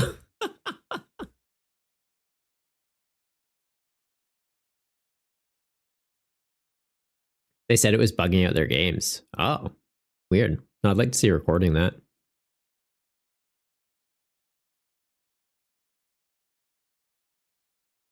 Very slow, and there he is. I think I gotta grind some standard ladder games again. I haven't in a while. I miss having the Arceus rank thing. Not that it actually means anything in this game. It literally just means you have grinded games. You have played the game. Good job, game. It's literally, I hop on for budget build battles Friday. And other than that, it's mostly just been recording YouTube and kind of theory crafting at the moment. Dearly Beloved was playing. Ooh. Nice.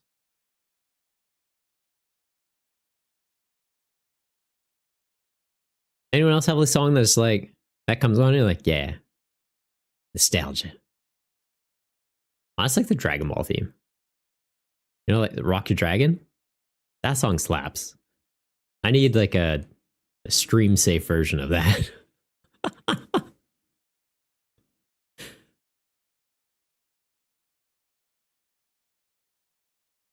Literally any Tool song? Yeah. Never got into Tool. Heard good things, but I never personally got into them. They do good stuff?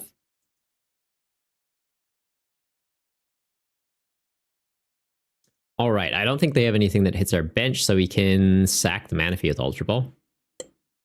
Get into a Charmander, and then Rare Candy Airzu the following turn. Right? Because it's get a Zard, get a Bibarel, get a something else. Good times to be had.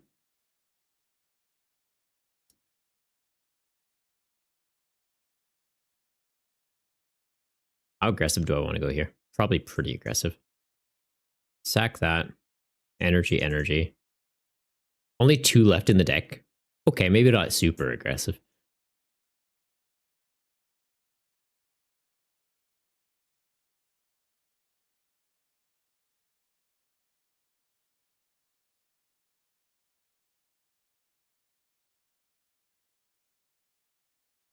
They shouldn't have any way to take a KO this first turn.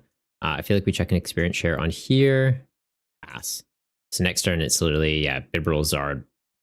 Probably the Armourouge just to thin it. Oh, that Artisan. Thank you very much. Yeah, so Artisan for Charcadet. We'll get the Armourouge out with Airzu.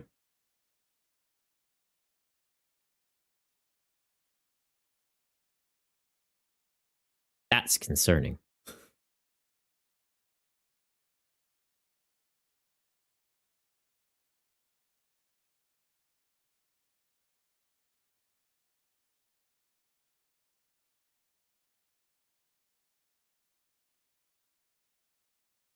Oh, Bronzor popped up in the chat. We were just talking about Bronzong. It already escaped. Too slow. All right. Oh, they got the buddy buddy. Oh, they got that off Arvin though, didn't they? Jealous. Did they get it off Arvin or they had it? Yeah, for buddy buddy Evo TM. Such a good combo.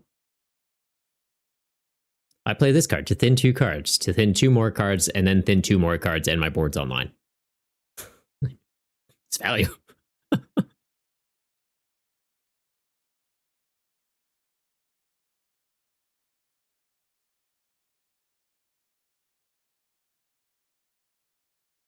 I feel like I need to deal with that. I could deal with that or just don't take a KO this turn. If I don't take a KO, they're only doing 70 with that, but then they proc that, gets up to 120. This still survives. Yeah, we'll grab him, grab him, grab him.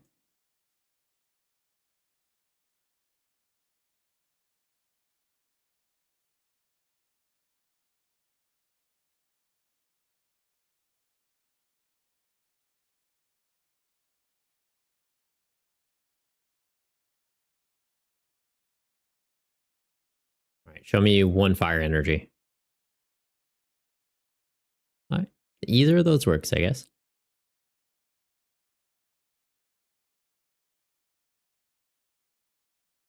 I feel like it's hang on to that. Don't really want to ditch this because it's what? Use that, ditch that, try and get an attack off with this, or just accept it for what it is at the moment. I'm not opposed to just accepting it.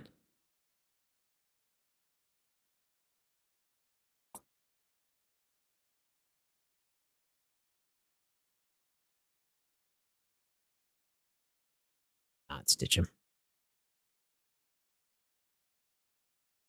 Get these energy out. Next turn, I can get another experience share with Arvin.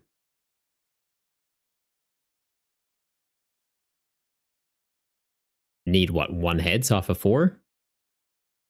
That'll do it.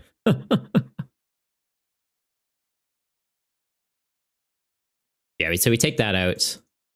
They likely just go this in the active, have Annihilate in hand, 1 fighting energy. They're doing 140 after they proc a Dustclops. If they have a Dust Noir, a little concerning because then it's Dust Noir take out our Bibarel. And then we're on even prizes. Yeah. Concerns.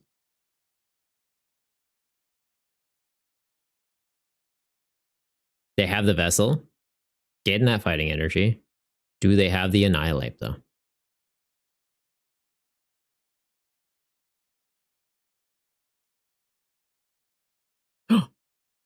Going for my bib.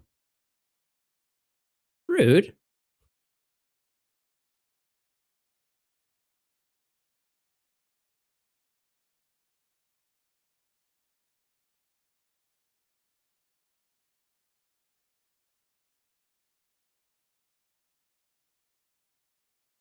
All right, I guess they don't even need to get into Annihilate that way.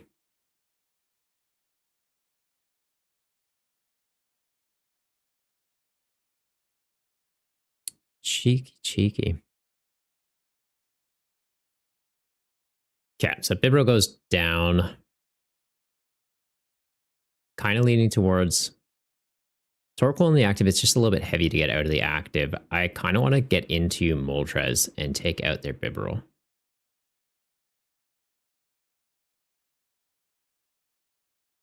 Or take out their Dustclops. Either or isn't a bad call.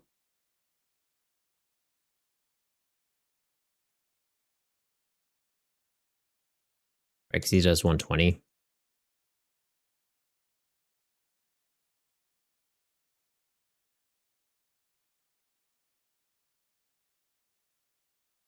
Use this, get the experience share. This isn't really going to have a lot of energy on him, though. I guess we only have to ditch 1 because of the Zard. So yeah, we do stick to this play. Get that. Get that. Gets us another Charmander and Charcadet. Are they in here? Yep. Cool beans.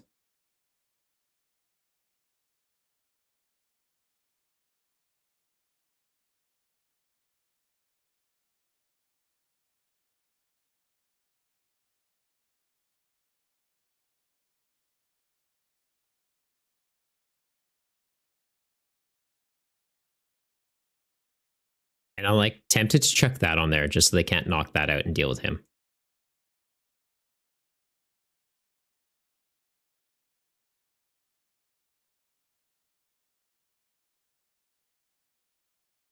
I haven't got the attachment for turn yet. We'll hang on to this, though, just for another energy next turn, and then it means I don't need to worry about the experience share just yet.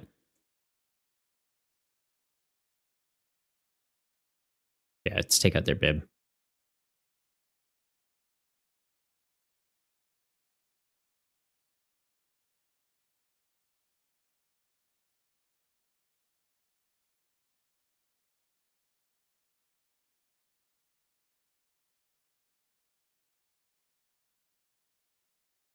All right, so they've got Airzu, which means, yeah, double Annihilate and the Dust Noir coming out.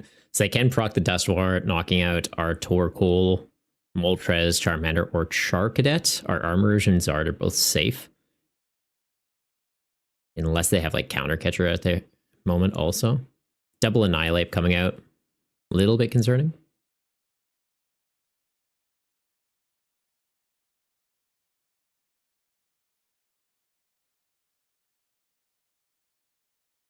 All right, taking out the Torkoal. That's fair. and then they take out the Moltres.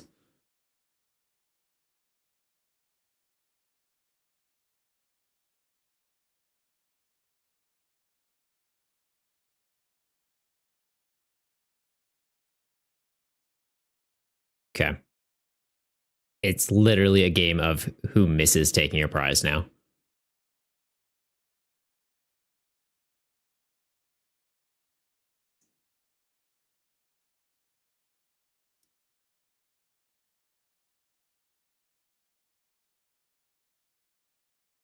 Go into that. We'll go Artisan, get Chu Yu, take out Annihilate just for 1 energy. What do I have in the bin though? Is there anything worthwhile? Like I could Lana, get these back in an energy.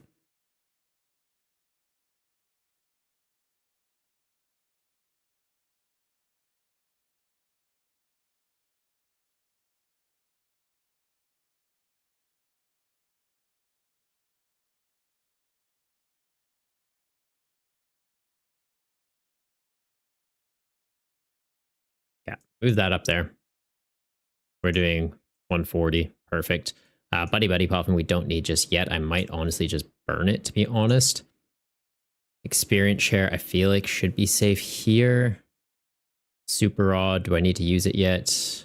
3 energy, those are in the bin. Those are in the bin. Yeah, we'll just go Lana. We'll get the Bibarel line and the energy back.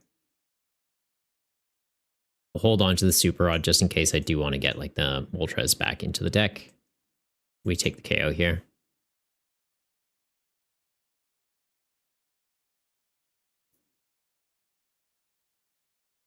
What's the second attack to?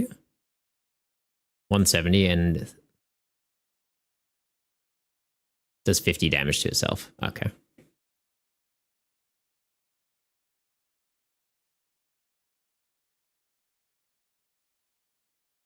Okay, so they get the Annihilate line back.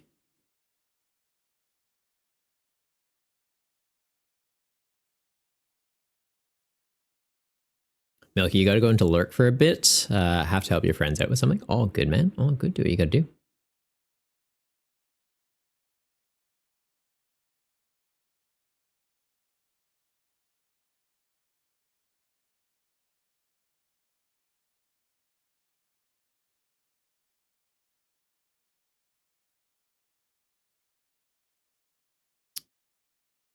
Okay. So they take a KO, but they give up a prize. But my little fishy's gone. So what am I comfortable sacrificing to the Annihilate? I feel like it's just chuck up a Charmander. The fact that they KO'd that, though, with counters. Also, why is my clock going now? But they KO that with counters does make it a little... Oh, get out of here.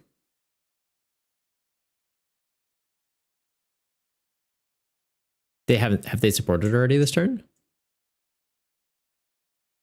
They played Lana. Okay. They just get the Iona off the Poke Gear, put me down to 1. Bad time's about to be had. I need 2 energy onto this to be able to attack, though. So it's literally, can I find Magma Basin? Magma Basin or Mela?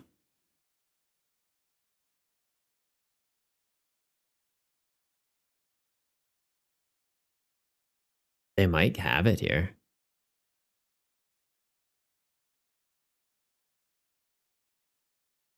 So what do I get off this? I guess I could grab Chu Yu.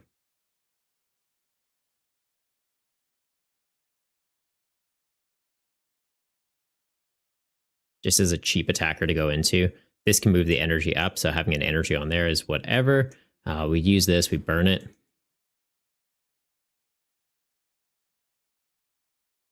Like, I could thin and then bib, but like, it doesn't really do anything for us. Super Rod will put an energy back? Sure.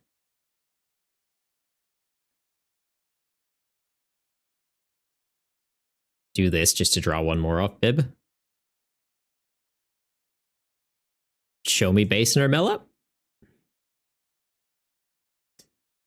Okay. Can dig a little bit further. Show me Basin. No basin.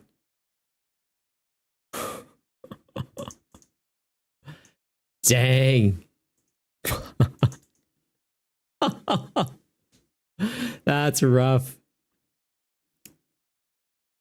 Yes, I don't think there's any way I get out of this then. That's just GG.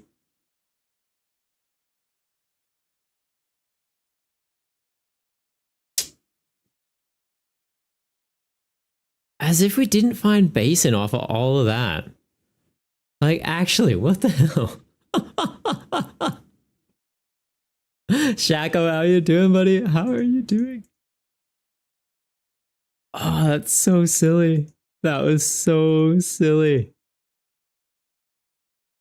No outs to it. And then, yeah, like using the Moltres, obviously, we took out their draw engine. I probably should have taken out the Dusclops there. If we would have taken out the Dusclops, it means they didn't have ways to take KOs without giving up or without attacking. So, like, it kind of puts it into our favor. Taking out their Bibarel, I don't really think impacted them at that point. They had a pretty large hand. It wasn't really doing much for them. It was kind of just like a safety net thing. But yeah, it's good. It was good. So, yeah. Sloan gets that one. I think that puts me on what, 2-1? So we should still be okay.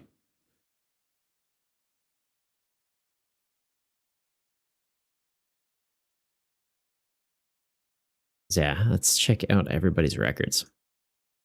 Got Sloan now on 3-0, Pineapple Pizza on 3-0, so they'll likely be pairing into the next match. Me and BHB on 2-1, so we'll likely be pairing. Tommy into Zeph still concluding. Gabe taking out Mr. Mooseman. Jab into Drago still going on. Destra into Sneaky Old Crab. Digital taking down Kirby. Nomad taking down Table 1. And then Carpenter having the bye for that round. Ferret, 10 card draw and no basin is insane. Yeah, that's like so stupid. I'm like, where's the Magma Basin? Literally like, Magma Basin game. Bibarel, no. Research, no. Like, and like, Mellow would get me out of it. Last prize card it shows me, Mellow. So silly. Sloan, you thought you were cooked? I literally needed Magma Basin or Mela, and just like could not find either one. It wasn't happening. But yeah, good game, man. That was such a tight match. Rage Rascal, how you going, bud? How are you doing? Yeah, we saw someone run the Annihilate last night. It looks a lot of fun. And then seeing you running one today, it's like, all right. It seems pretty legit. I know people had talked about it like early days in the format. They're like, oh, it's like Charizard. I'm like, yeah, but it's like not as good. And then now that there's Dusknoir as a way to kind of like go down on prizes while taking prizes. So it's like boosting up your Annihilate. Yeah, it seems pretty legit. Early days, not as great. But yeah, now it's like, okay, it's got some legs. It's got some legs. Doing good. Just got back into the game after a long time and figured you'd come watch a streamer instead of a YouTube video. Ah, cheers, man. Yeah, you can actually like ask us questions live and stuff. It's fun like that. But yeah, what we're doing today is called the Budget Build Battle Tournament. So it's a format that I've made for Limitless, and it's just like a single prize way of playing the game. So none of like the EXs and stuff that you might be running on or running into on the ladder. It's kind of just like a constructed alternate format. So no rule boxes, so EXs, Vs, Apex, Radiance, none of that, just single prize Pokemon, and then 2 copies of a card with the same name. Slight exception being basic energies. You can have as many as you want, and basic Pokemon, if they evolve up, you can have 1 extra copy for each stage of evolution it goes into. So if it evolves into a stage 1, 1 extra copy. If it evolves into a stage 2, you can have 2 extra copies. So yeah, to kind of help with consistency and make it so evolving decks have a way to kind of keep up with the big basics in the format. So if it's something you're interested in, always more than happy to kind of talk about the format. We do have people always looking for games in the Discord, and we run tournaments Friday nights, Australian Central Time, and then the first Friday of every month for North America. So if you're just getting back into the game, kind of looking for like a casual way to play, just like some shenanigans, might be a format you're down for. But I also do YouTube videos for like meta decks. So we're starting to cover the new stuff coming out of Surging Sparks. We've done Pikachu EX, Hydreigon, Milotic, and I'll be trying to edit up a buy list this weekend as well as a Ceruledge list. Ferret, it's Aegis/EX Junior. Yes, that's what it is. Yes. Charizard? What's that? No, it's Aegis/, yes. Only 4 rounds. 4 rounds in top 8, yeah. So it's 4 rounds of Swiss, and then the top 8 players go on to play potentially 3 extra rounds. For the special events, I'm considering going to 5 rounds. What are your guys' thoughts on that? Too long or like just enough? Because like with it being just a once a month thing, I don't know. I feel like it's kind of nice. For the weekly ones, I wouldn't go longer than that just because they already end quite late. But I guess that's the same logic for those of you in North America. It's like, well, if we do 5 rounds, maybe that's a little too long. So any input's always appreciated. Also, Rage Rascal, welcome to the Gooma game, buddy. What decks have you kind of gotten into the game with? Like just getting back in, I'm guessing you're playing on PTCGL. So is it just kind of using like the free decks they've given you, or have you picked up some code cards and constructed some stuff? All right, just taking a look at the rounds. We've just got Jab into Drago wrapping up. Still 8 minutes left, so plenty of time for them to decide a winner. Plenty of time. Yeah, Pineapple, you might go 4-0. Like, I think you're safe for top 8. You'll be safe. If you're on 3, you're good. 2-1-1 is usually where it's like kind of on the line for this amount of people. But you and Sloan should be locked in already. Rage, you've been using the Koridon EX Deluxe deck. A buddy handed it to you after beating your butt with it. Your IRL decks have been doing pretty good for you so far. Seems meta, in your opinion, for you at least. Fair. Well, if you're enjoying it, that's the important thing. If it's kind of like at the power level of what you and your friends are playing, good stuff. Good stuff.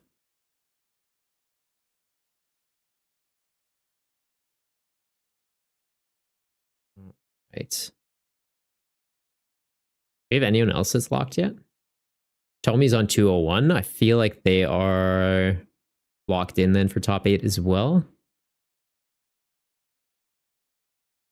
And then, yeah, we've got Crab and Digital on 2-1, Gabe on 2-1, me and BH on 2-1. So, like, if we can get one more win, locked in for top 8 as well.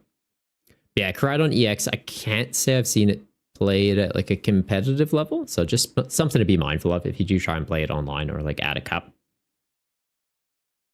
You might find some difficulty. Like, have you played into anything like Charizard EX or Lost Box or anything like that? Like, are you familiar with those?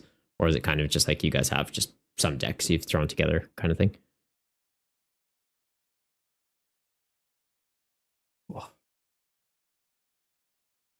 So I wonder if Crab's streaming. Just so we have somewhere else to do some commentary on if our match resolves.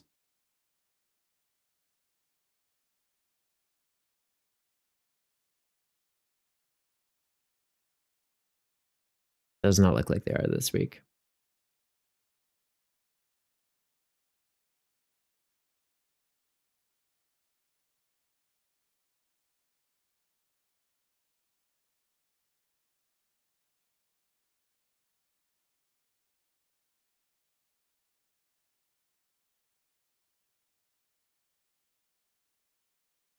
What else is going on? Any of you guys played Pocket yet? I've been like on the fence about the game. It's got like the daily pack opening thing, so I'm still doing that, like logging in just to get the packs. So it's like if there's some updates, at least I have a bit of a collection. But yeah, playing it, I don't know. The gameplay loop of it hasn't really clicked with me yet. Kenneth, dang, just got home from work, so he couldn't join. Sorry to hear that, man. It happens. It happens. Life first, game second. Is what it is. We do the weekly Friday nights in Australian Central Time, though, so I'm not sure if that time zone works a little bit better for you. So something to keep in mind. Jabby did the bear thing. Nice. Rage, it's kind of neat. It's a good little 15-minute a day thing, you feel? Pocket? Yeah. You like pop on one and like, I don't know, waking up, going to the bathroom kind of thing. I wouldn't sit there for like an hour bashing games. Like people were asking if I was going to start streaming it. It's like, nah, I can't see myself getting into it. Jab, you just like Pocket because all your friends play it? Fair. Yeah, like it's an easy one for people that don't play the actual TCG to kind of get their head around. Destrat, you want this Baby Bolt deck to work so bad, you need to revisit the kitchen with it. It's a cool concept. Is that the one with Garganical? Was that your list? Kenneth, you're Tristram 27. Ah, nice. So have you, yeah, that name does sound familiar.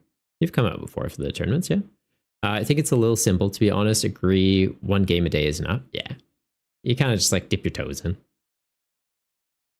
Drago, I have to drop, sadly. Something's come up. All good. You know how to drop, or do you want me to drop you? Rage, when they add trading, you feel it's going to get a bit bigger? True, yeah. Because then it makes it a little bit easier if it's like, I want to build this deck, but I don't have the pieces. My friend wants to build this deck. They don't have the pieces, but I have the pieces they need and they have the pieces I want. Like that kind of functionality will definitely help. And I feel like when PTCGO got retired and went to PTCGL, that was one of the biggest impacts of it. Because like I miss being able to just go on the trade ladder and be like, hey, I have heaps of like ADP. I pulled multiple ADP when that was in rotation on PTCGO. And it's like, I have no intentions of playing that deck. I don't like it. And the trade value on it was very high. So I was like, well, I'll trade these then and I'll get pieces for stuff that I do want. Ferret won't let you play it. Unfortunately, it shuts down every 20 seconds. Weird. Very weird. Drago, you got it? All good. No, you don't have to apologize. Life comes up. Never apologize for like, oh, I have commitments. That's fine. This is a game.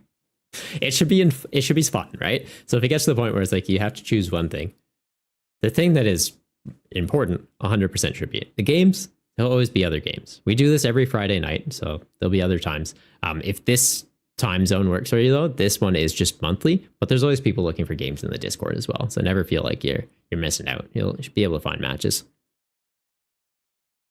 Jab, gonna hop off and go play web fishing with some buds. Sounds good. It's a second person. Or were you the person talking about web fishing earlier? What is web fishing? I'm gonna have to look into that. Yeah, have fun, Jeb. Have fun. Pineapple, had to re-roll your account a couple of times in order to build the better decks. There. Yeah, I've got like hot garbage on my pocket account. I saw like a trick on Twitter today though. When you're looking at the packs, you can like spin them sideways, and if there's like a bit of a crimp at the top of the pack, you can like the odds of getting a hit are a lot higher. So I did it, I think, on 5 packs, and 3 out of 5 I got like an EX, and it's like, okay, it's kind of legit. And then the other 2 I got a 3 diamond card that was new to me. So I'm like, okay, maybe it is like a feature in it. So something to keep in mind. You just spin it, and yeah, some of the packs, like the top of it will just look like a little bit bent. It's not super obvious at first, but like if you look at it, you can kind of tell, because like most of them it's like a straight line, and then some it'll just be like crooked, or like some it's a little more indented, but there's a slight difference. Tristram, didn't realize you stream on YouTube and Twitch at the same time. Yeah, mostly stream on Twitch, and then people were asking about YouTube, and it just makes it easier for like the VODs. So then after I'm done stream, the full thing's available on YouTube like indefinitely, whereas Twitch keeps it for a month. So yeah, it's just give a bit more access to people to find the videos. YouTube though, we don't have the music. So on Twitch, I'm able to play music without issue. YouTube, it's like they're very aggressive with copyright strikes. So I've had to nix the music on that. So you guys just get me yapping. But yeah, over on Twitch, we do have the background music for anyone that is watching on YouTube. Barrett, hear you out. H/EX Dustclop Dustmore line. Yeah, like it could be all right. How much does the attack cost on H/1 steel or 2? Jabber's a chill fishing MMO. Ooh, okay, might have to look into that. I like chill games. All right, and it is looking like all the matches have concluded. We've got 40 seconds left in the round. We'll just kick off the next one. Is all good. Tristram, you just started? Streaming on YouTube? I've been streaming on YouTube for a month now, I think. I've been streaming in general for like 2.5 years. But I was doing the YouTube live streams is a recent thing.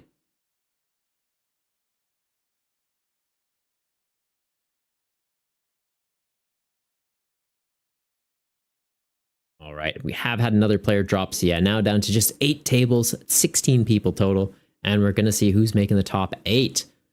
Nice. So you've got Pineapple into Sloan, both ones free. Oh, BHB into Tomy, both on 2-1. Oh, Tomy is on 2-0-1. Triple into Gabe, Sneaky Old Crab into Digital, Jab into Mooseman, Carpenter into Nomad, Zeph into Destra, Kirby into Table 1. Yeah, so it's actually pretty tight. So I feel like anyone in these ones up is kind of fighting it out. It'll be interesting though, because yeah, if someone gets 2-2, they could sneak in. So no one's out of contention just yet. All right, yeah, me and Gabe.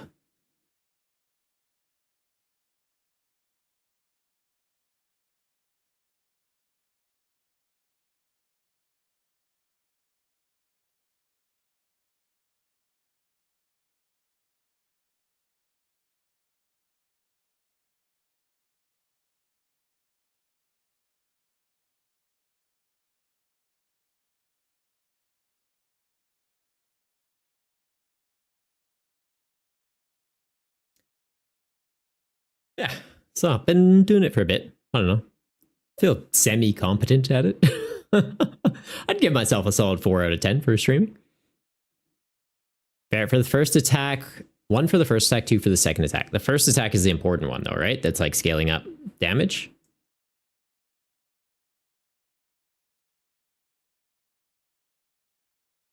Because does it go up by 70 for each prize they've taken?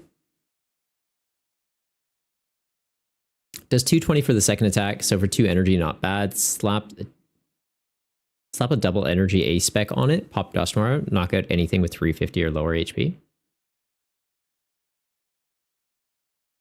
Maybe.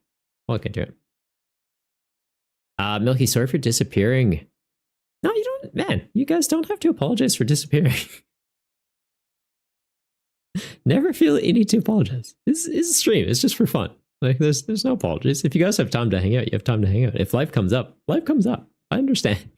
But no, the tournament's going good. I'm currently on 2-1. We're going into the 4th round right now. Opening the Doof and the Moltres. So I think we'll open the Doof. Means potentially we can get to a Magma Basin, proc it onto the Moltres, get some damage output out. Didn't check what they're actually running. The Arcanine Frostlass combo. Okay. This could be a tricky one.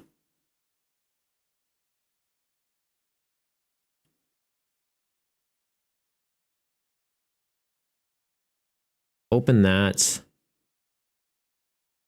I'm kind of thinking it's just Ultra Ball and energy away.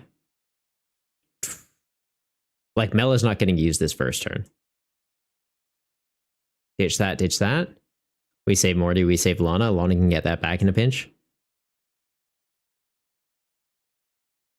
I get this. I can at least get the Armor Rouge out next turn.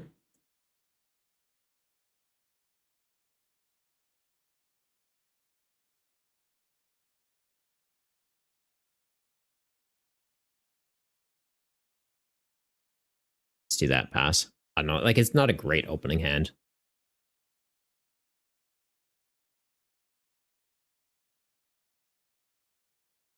All right, so they're getting the Arita, which I'm guessing is Buddy Poffin Snowrunt or Buddy Poffin Frostlass. It'll get them double. Ooh, Basculin Buddy Poffin. Okay. Stand corrected. Skateboard onto the Snowrunt. Okay, so effectively double Buddy Poffin. So Poffin, double Growlithe, Basculin for Frostlass something. Omolga? Okay.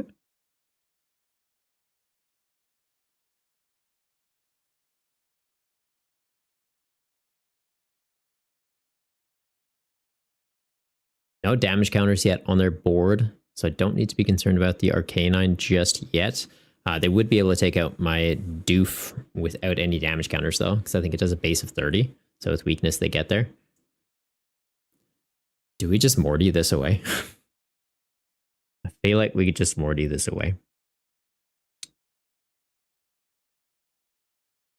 I get that and the Zard back with Lana.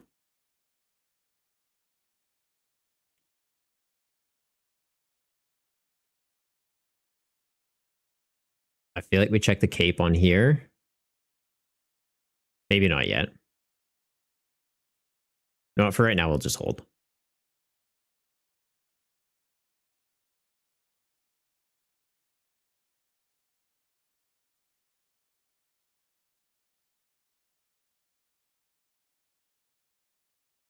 Tristram is your deck from last week? The Arcanine? Yeah, we've seen the Arcanine for quite a while now. It's a really good deck.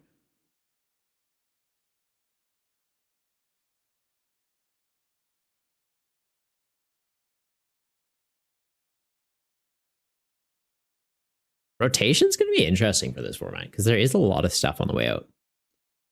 Like Frostlass stays, but Hisuian Arcanine, Hisuian Braviary go. Bibarel is going to be going. The Zard's going to go. Moltres goes. Trainer cards, we're not losing like heaps. I don't think we're losing anything like too impactful in terms of trainers, but a lot of the attackers are going to change. Okay, and they just pass. All right, gives us some time to get it established. Finding the boss is good.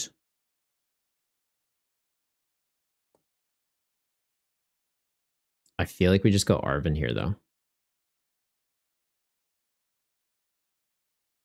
Arven for Buddy Buddy Evo TM. How are we looking for Pokemon in here? Charmander, Charmeleon's in here. Could get a second one of these. Bibarel is in there, so it's like, do I try and pivot you to the bench? Because we do have the means to do that.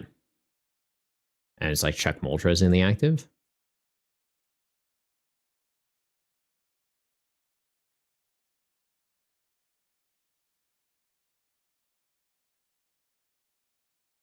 Could do that. Move this to the active. Proc that. Evolve him, evolve him.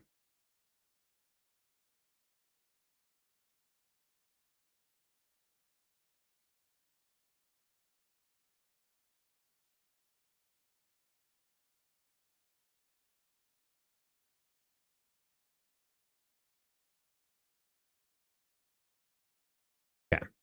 Give that there. I feel like we put that there. That there, put that there. Because that cape on this would keep him outside of range of Arcanine. But also having that for attackers is probably the better bet. Super Rod, likely too early. Like I could get these back, but at the same time I could Lana them back. If I Lana them back, then I can just immediately evolve.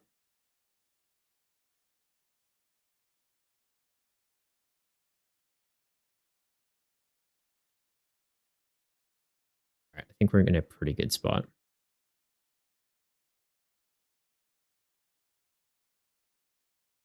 Only one Frostlass out too. Like I'm not too stressed about time. Like obviously the Armarouge, the Charmeleon, the Bib slowly dying, but it's effectively 5 turns before they're out.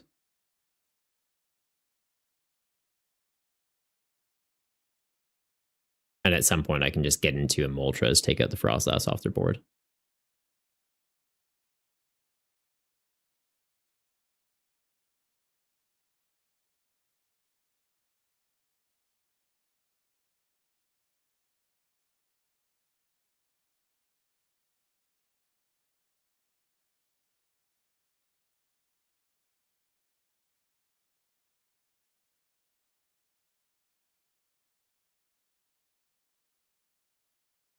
They pivoting into the Growlithe? Pivoting into the Molga. Okay.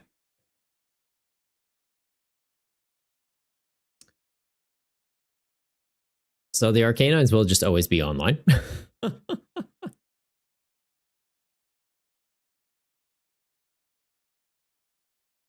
So not just become a situation of just try and target down the Growlithes.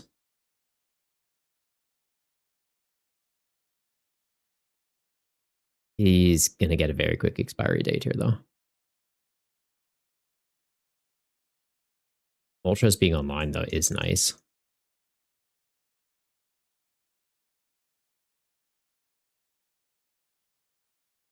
Don't need him out just yet because he'll start taking damage. I could put the Chew You out, though. So if they do knock this out, I have a response ready.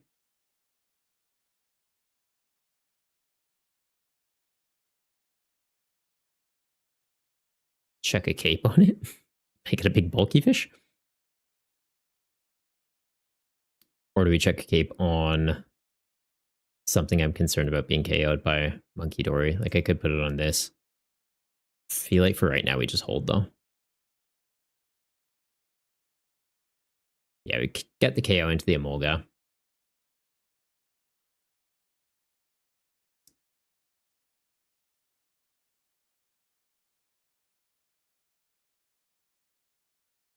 Next next turn, probably just Arazu to get another Armor Rouge out, or boss up the Frostlass just to take some of this pressure off.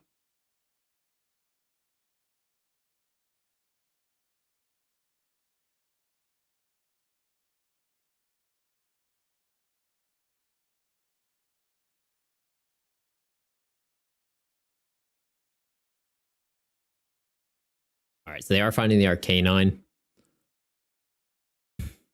And it's always just going to be hitting really, really hard.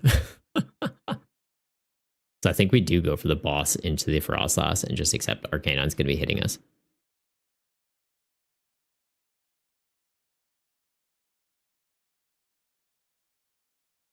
Right, like Chuyu, I can check our Luxurious Cape on it.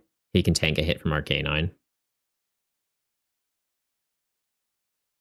They really want that Armor Rouge down.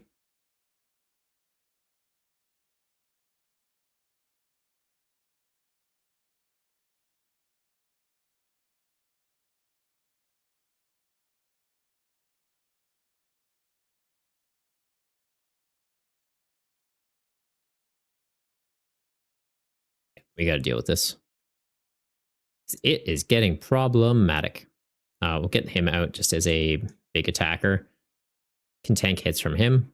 Once this is gone, it's not taking extra damage. And you know what? Let's give it a cape. It's penny loopable. Super Rod, we can put... Actually, we'll hold off on the Super Rod. That would have been helpful earlier. Yeah, we get the KO with this. Only needing 1 energy because we do have the Zard out. Tristram, who's the opponent? I am into Gabe.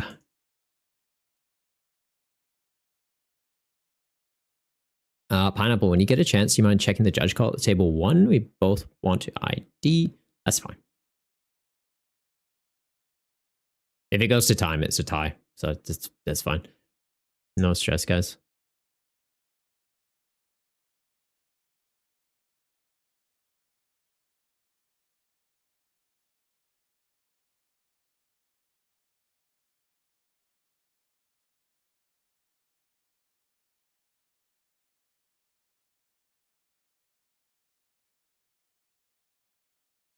Yeah, and I just need you guys to both say it directly in chat.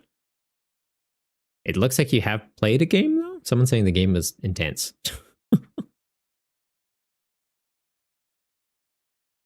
All right, they're getting another Snow Runt out. Fair.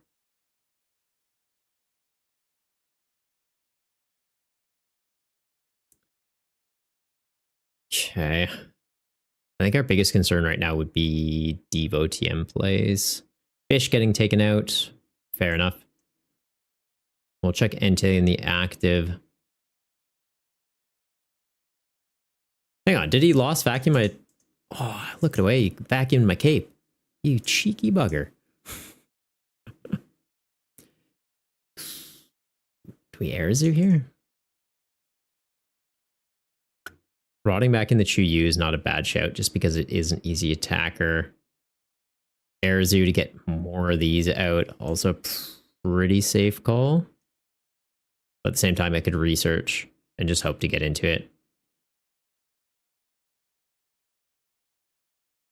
Not you.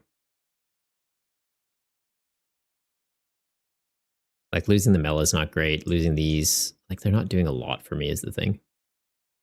Finding the Chuyu, beautiful. Finding the Basin, bit risky. I'm kind of leaning towards putting the other Entei out. Putting the Chuyu, while it is pretty good as a like comeback thing, they're not really taking knockouts with attacks after we KO this. Like, I don't think they're getting another Arcanine. They're probably just manipulating counters next turn. We get the KO here. This isn't evolved up just yet. I think we just hold.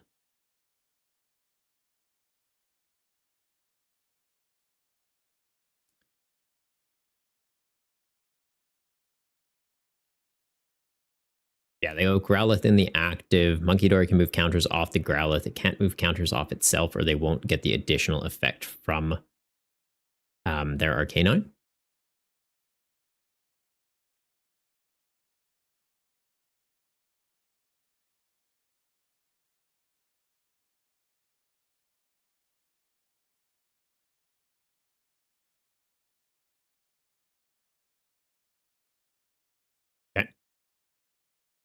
So they'll be hitting me for 100. Yeah, 120. We take 20 less, so doing 100. If they can get a process out, it gets a little bit tight. Like we effectively die going back to their turn unless I can get into a penny. Or unless we can take out their process, if they get it online, that is.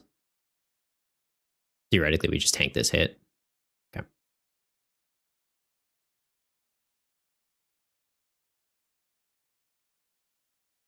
Okay. I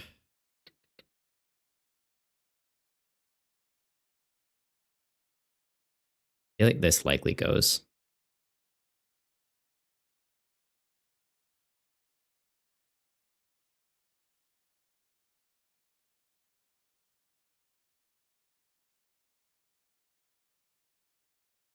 It's such a liability. It's like if I use that, I'm hurting myself, but it's mainly just to thin the hand at this point, and we just draw into another one. Okay. We will ditch a fire energy. I think we just ditch the fire energy. Okay, finding another armor is pretty big. Finding this, if we manage to survive a turn, is pretty big. But at the same time, it's like, do I just hard retreat and set up a fresh one? Just knowing that they could just burn me. I feel like we're safe. Like this moves a counter onto me. That evolves. Yeah, there's some awkward lines here. I think we'll be okay.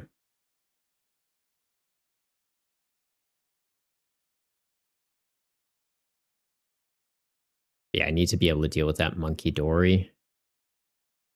Monkey Dory and Frostlass, right? Because like Monkey Dory comes out, they can hand off a damage counter. It would reduce this damage output, so they wouldn't be doing it until they get the process online. But it's like Frostlass comes online, this takes ping, this takes ping, bounces back, this would get KO'd. This would be one off. Monkey Dory can move counters on it, take KO. They do find another Arcanine, so they're just going to be taking a KO with the attack. Hitting us with Iono, so we go down to a 2-card hand. We at least have Bibarel on the board, so we're in a pretty good position. They find the Frostlass off of that, though.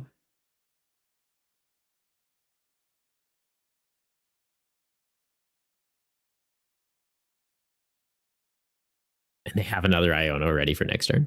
Yeah, fair. All right, I need boss.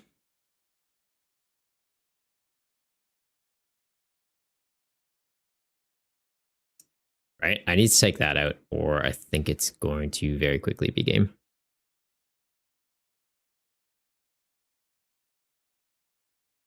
Like, I guess we take this out, though. They don't have an attacker, but it's just these pings are going to take us apart. Right, like, goes to them, comes back to us, this gets knocked out. This is on 90. They can move 30 damage counters. That gets knocked out. They're down to 1 prize all of a sudden. Like, it can swing so quickly.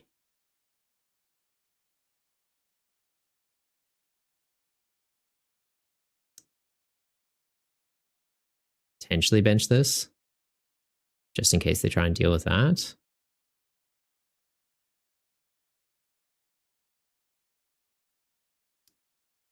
And it lets me get some more energy out without having, like, super easy targets for them to go to.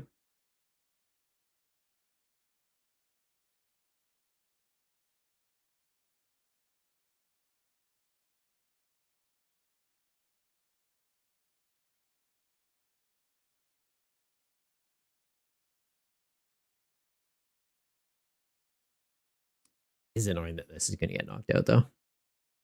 That gets him, though. That gets that. I don't like this position. This is like way too close for comfort right now. So it's basically, if they can't get another attacker online, we should be okay.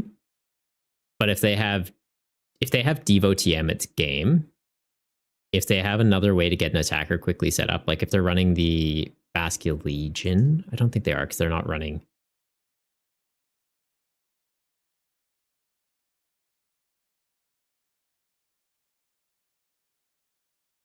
I don't think they're running it. Let's double check.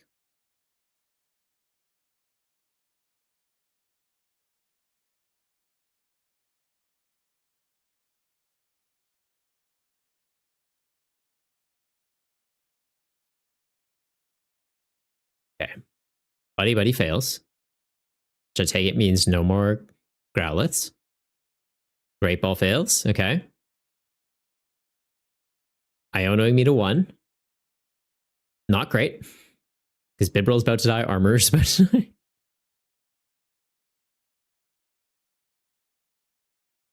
I think we get there, though.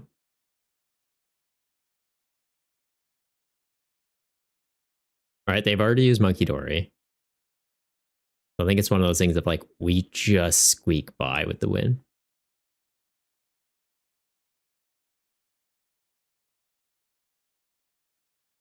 They go into Cleffa? Okay.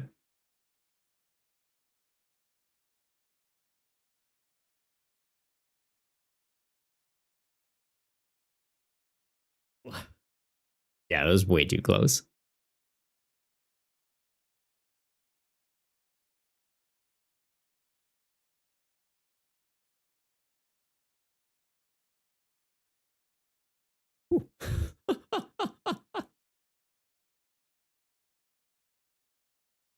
Way too close.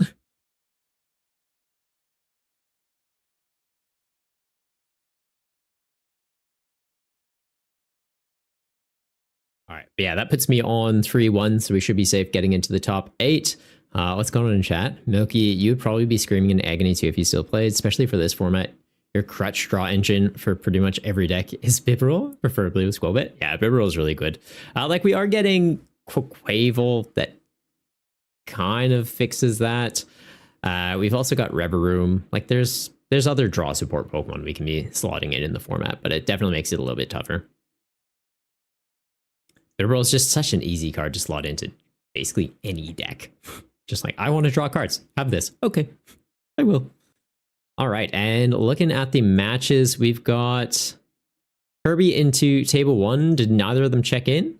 Match ended in a double loss. Neither of them showed up. Okay. Destra into Zeph, getting him to 2-2. Urban Nomad taking down Carpenter, putting them on 2-2. Moose Man taking down Jab, putting them on 2-1-1. Sneaky Old Crab taking down Digital on 3-1. Triple taking down Gabe on 3-1. And then Sloan and Pineapple asked to take an ID. They're both on 3-0, so we allowed it. Typically not a fan of IDing in this format, but yeah, if you guys are on 3-0 going into the 4th round, and it's just like, hey, I want to take a break. Yeah, that's fine. It's mostly just a casual format, so I appreciate when you guys do actually play out the matches. But yeah, if you're on 3-0, that's fine. All right, then we've got Tomy and BHB still finishing up their match, though. Both on 2-0, or one's on 2-0-1, one's on 2-1. So it'll be interesting to see how this one goes. Because yeah, 3, you are safe. So Pineapple, Slow, and Triple Crab are locked in for top 8. And then Tomy would be safe on 2-1-1. So that's 5 people out of the top 8. And then there'll likely be 3 people sneaking in on 2-2-2. So it'll just be kind of resistance to see how they go for that.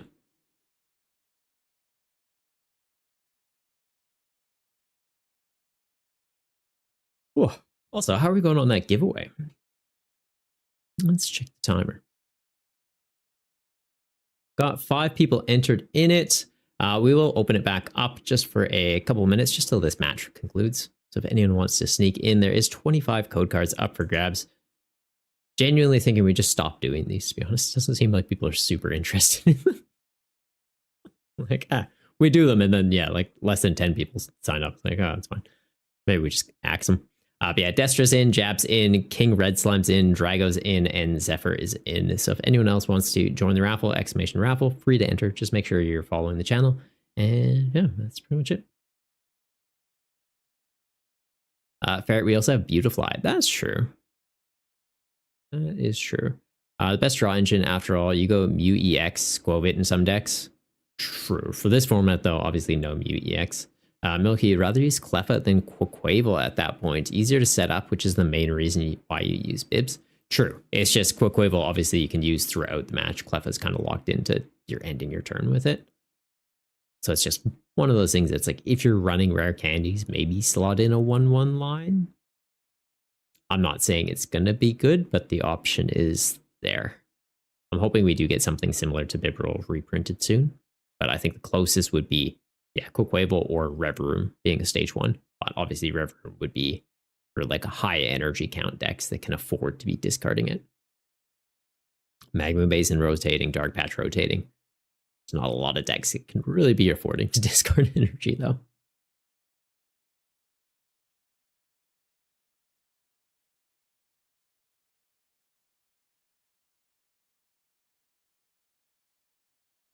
All right. And okay, looks like all the matches have concluded now.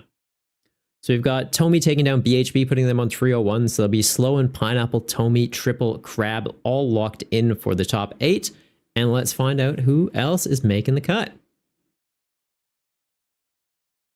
Oh, match issue, I think was just them asking for an ID. I just didn't click this. Very good.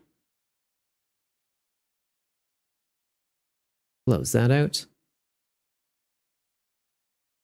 All right, guys. And our top 8 is going to be Sloan, BHB, Triple, Crab, Pineapple, Gabe, Tomy, and Mooseman. So congrats to everyone making it through to the finals. Thomas, so many insane decks tonight. Bronzong Evo Jam. There's some silly stuff. There is some silly stuff. Milky, or if we got space, Beacon Starmie comes back. What was the Beacon Starmie?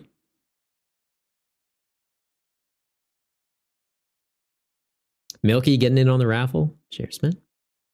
Yeah, but yeah, me into Old Crab. I feel like we always play. In some format. This is our second time tonight, isn't it? We paired like round 2.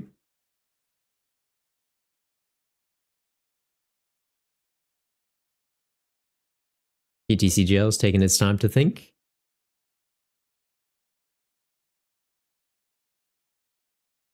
Yeah. They're always good games though. Like I like playing you. But yeah, it's just funny. But it's like, I feel like anytime you're in the tournament, I end up pairing you. Anytime Milky's in the tournament, we usually end up playing. Jab, we usually end up crossing paths as well. It's just like those 3 names. If I see them in it, it's like probably going to end up bashing at some point. Although I haven't played Jab yet tonight. I had not played Jab tonight. Do you even splash, bro? What? Shots fired. Pick up 2 basic energy cards from the discard pile, put them into the hand. Ooh, yeah, that's a good card. I think I had that in a GLC deck. I like that.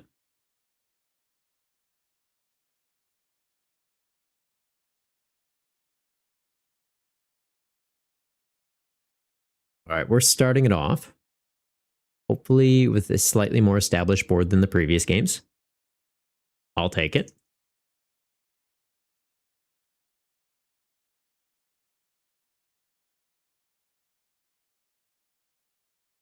Okay, so Chark it down. Nest Ball, probably just for the Charmander.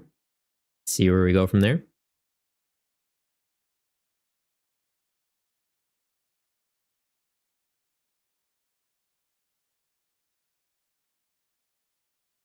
Like, I feel like it's got to be for the Mander.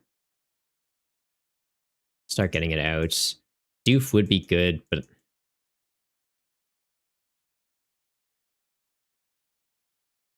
no, let's get Charmander just to be safe.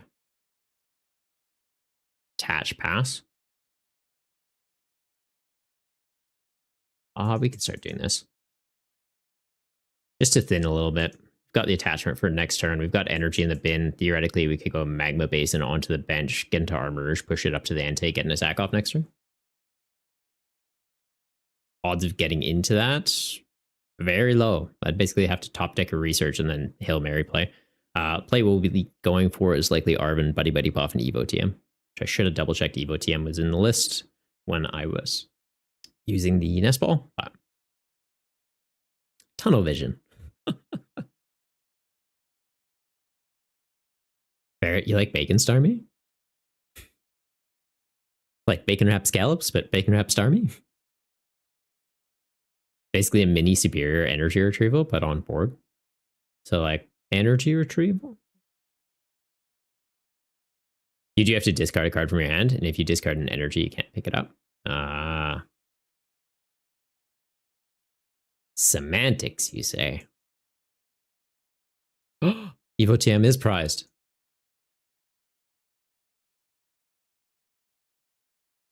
Well, if I would have known that, I would have got a Doof instead, and I could have gotten the Ultra Ball off this to get into Bid Roll. Mistakes have been made. Okay, I guess I can get Cape.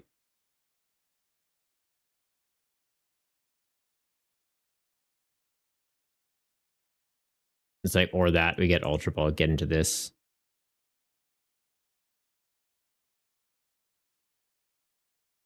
Oh, it's probably this.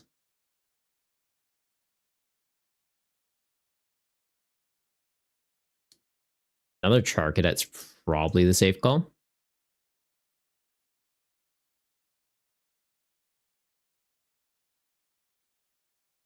Just in case.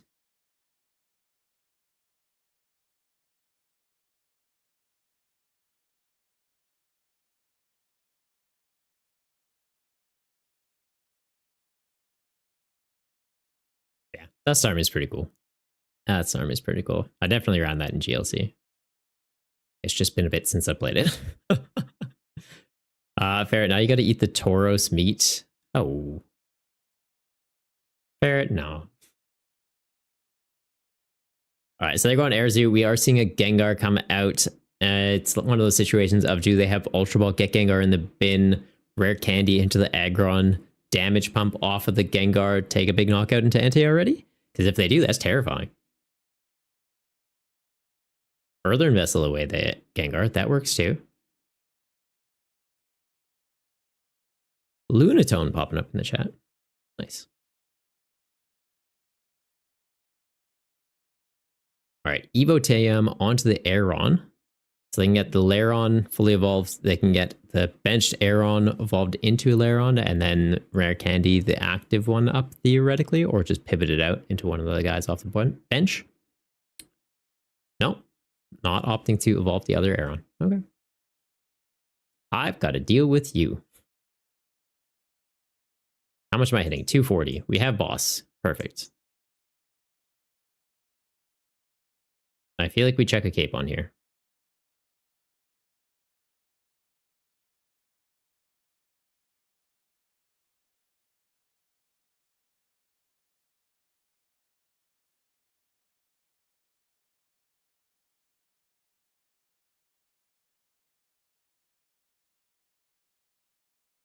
Buys us some time.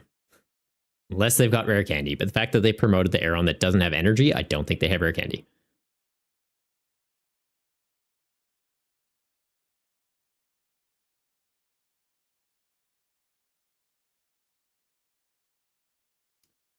Milky even comes with a free drink. But not my doof. Switch going to Dodrio, knock it out? Or are they just buying time? I feel like it's just buying time.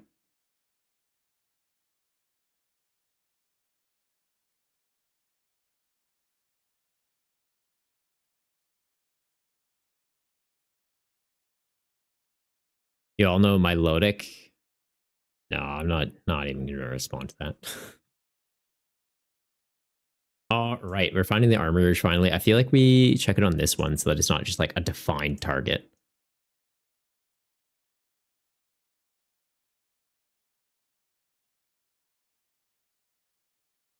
Do I want to bench this? Probably not yet.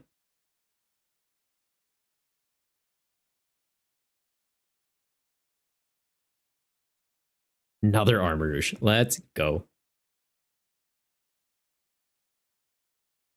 All right.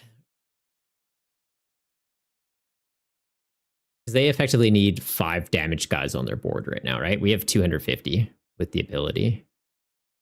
Be nice if we had a little bit more than that. Just get outside of that breakpoint number.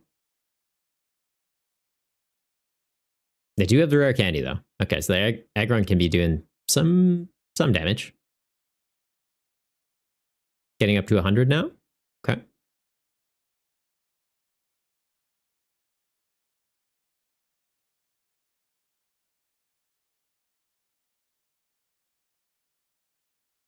If I can find a way to get into Bibarel, I'll be very happy. Stretcher, okay. Aeron coming out. They got a backup guy.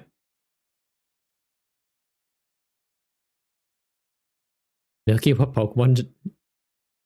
People in the Pokemon universe do eat Pokemon? Slowpoke. Testifying to that? That's true. I guess at least Team Rocket was. Okay, so they're opting to save their Aggron instead of putting a little bit of damage into our Ante. Fair enough. I guess they want to be able to take it out in one shot. Can respect that. Do I put another Entei down, though?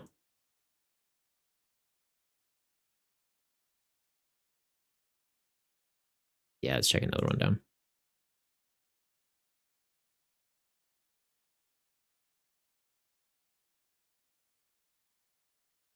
Gengar just comes back. It does give them the option to damage pump off it again, spread around the counters. This gets knocked out. One energy goes here. We promote this one. We can push the energy up onto that. We've got more of these convictions. We can ditch whatever we top deck to get some cards. And then, yeah, ideally finding ourselves a Zard or a Bibarel.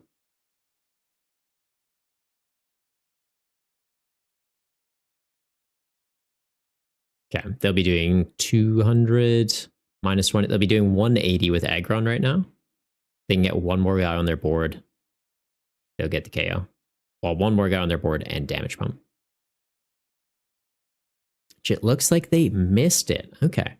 Next turn, though, they can obviously just attack with the Dodrio.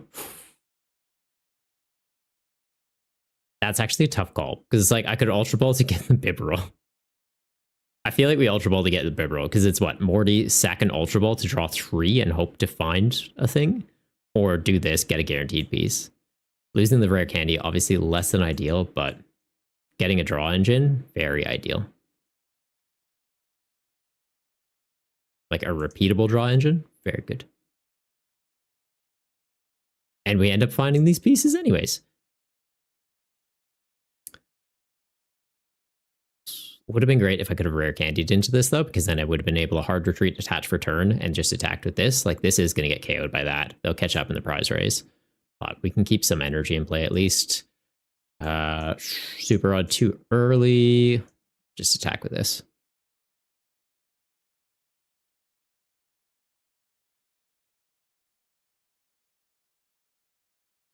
Finding that Evo TM.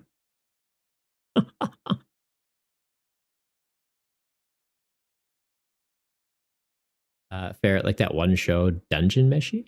Delicious in Dungeon? Is that what you're talking about? That show's good. I like it.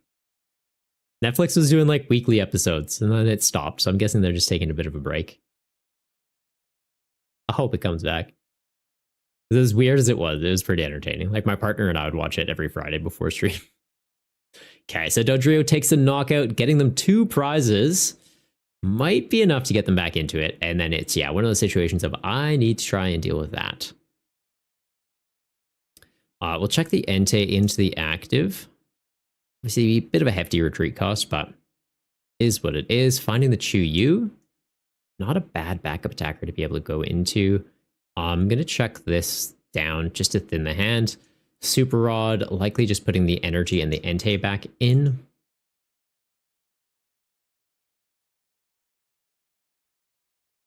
Yeah, I'll leave one in there in case we get into like Magma Basin or Mela. Chu-Yu, I don't know that we really want. I think if anything, we'd like to get into the Moltres that can bench snipe. Oh, there's my Magma Basins. I don't think we're going to find a Magma Basin. Oh, silly. Palpad, what are you doing for me? Boss Arvin, I guess? I don't know. I feel like I don't need it.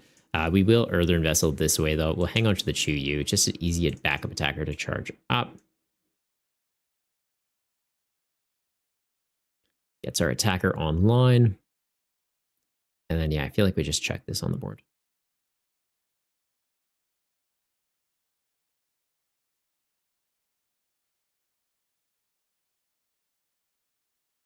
Don't think there's a way they come back when we're this set up and this ahead in the prize race. Since they do just kind of take 1 KO a turn. They don't really have that big comeback potential. At least not once we're set up.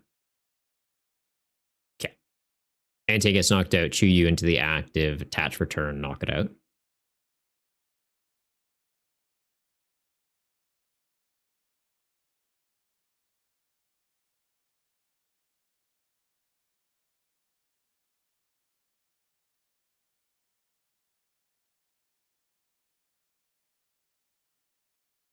Oh, it doesn't even get the knockout into Entei? Never mind. Oh, now we find the Moltres. All right, we go for the big number. We do the thing.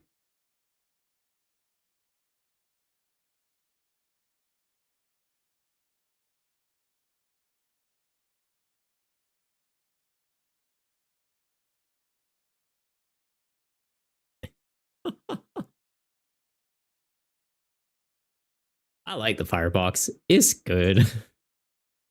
Okay, so that will guarantee us into the top 4 for tonight. And we'll see if we can push on further.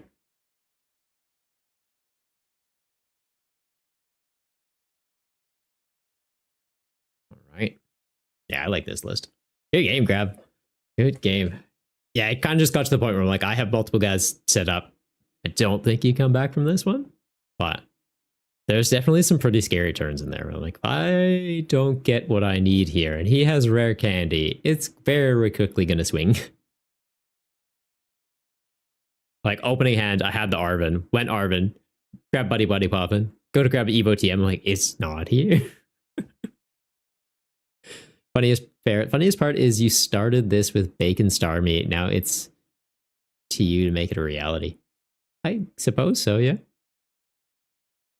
The opening of Delicious in Pokemon would be we all eat the Pokemon world. It's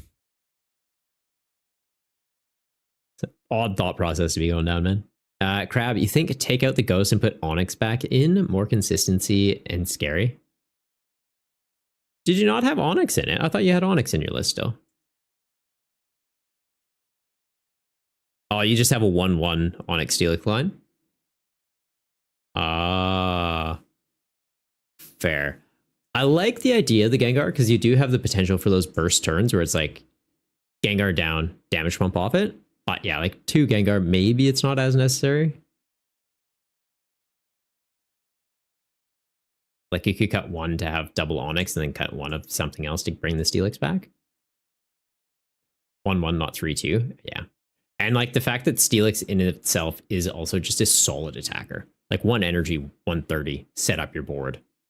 It's pretty intimidating. Like that first match when we played, it was, yeah, one of those scary situations of Onyx can take, our Steelix can take out my guys. Because I think I had like Moltres in the active and I had to put the cape on it. Because like if he gets Steelix out, it's going to take a KO.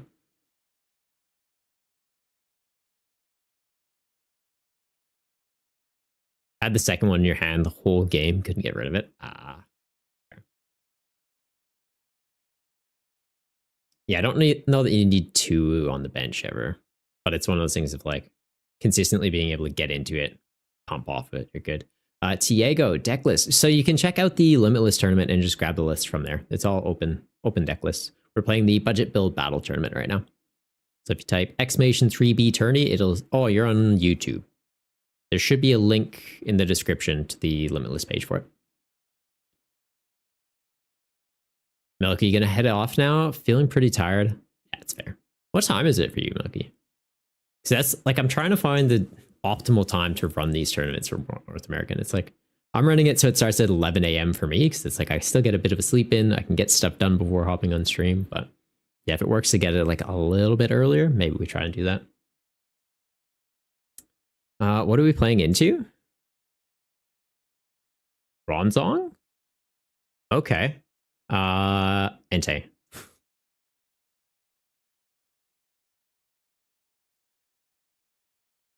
There's a good chance these aren't going to be able to evolve up. I can't afford to miss an attachment for turret in this matchup, can I?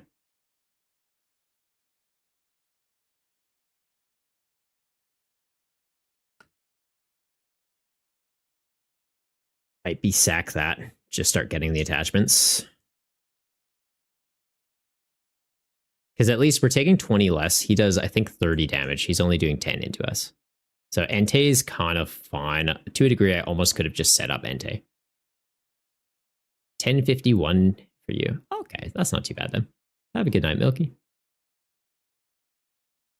I like it's like you chat on YouTube, you chat on Twitch. It's like he is everywhere. He is Milky.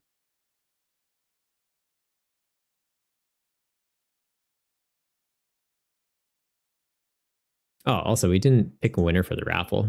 We'll do that while they play out their turn. And we've got Milky. You want 25 code cards before you head off? Of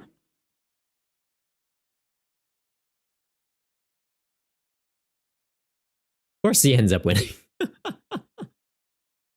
Fair. Almost 8 o'clock for you. Yeah, fair. Like, that's the thing. Like, the time zones are very tricky to try and find one that works for everybody. It's like, if I started at this time, it's almost starting a little too early for some people. And then for others, yeah, it's ending a little too late. Well, they used Colruyt, which means they're not getting the Salvatore playoff. So that's silver lining?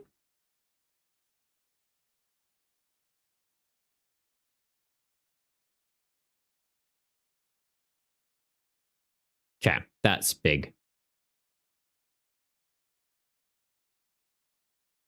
Let's do this buddy Evo. Is Bibarel in here? It is. Armor's in here. It is in the bin. Was not expecting to prize one. Okay.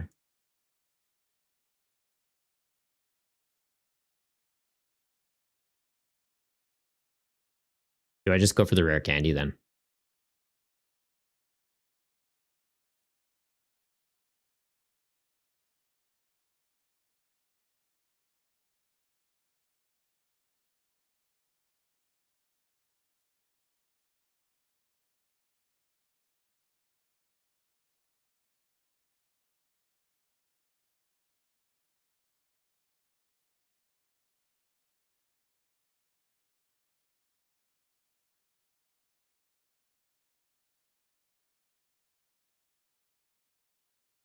Just start putting pressure into them.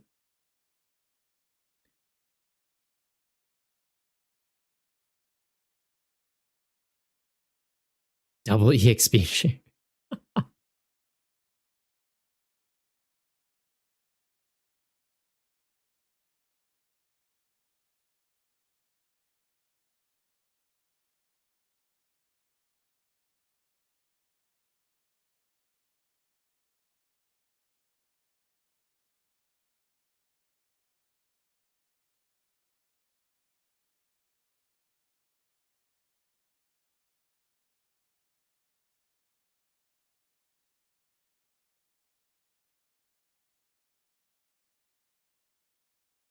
Other Korra is coming out. They're running like a lost zone engine as like a secondary thing in their deck, or is it just using that for draw power?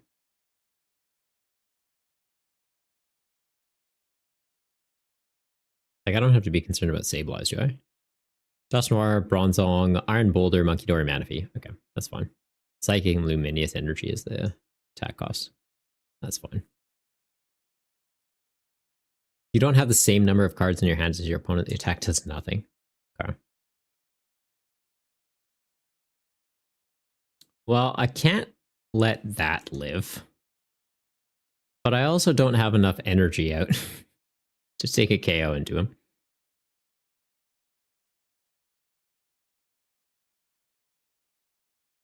So I'm almost wondering if I just take that one out. So it's like, you can only proc this. You can take out one of my guys.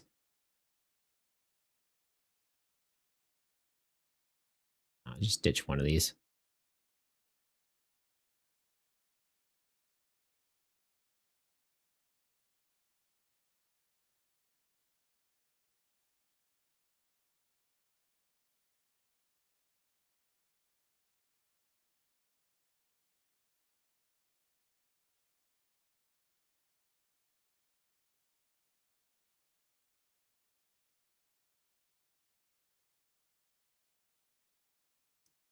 Just becomes a target for that.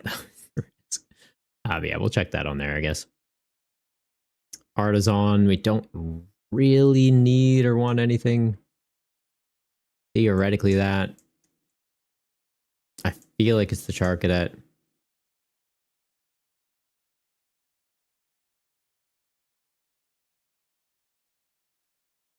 Just thins the deck out a little bit more, upping the odds of drawing into the Bibarel. And then, yeah, if we can get into the Armor Rouge, we have a bit of that energy recovery recursion. Beautiful.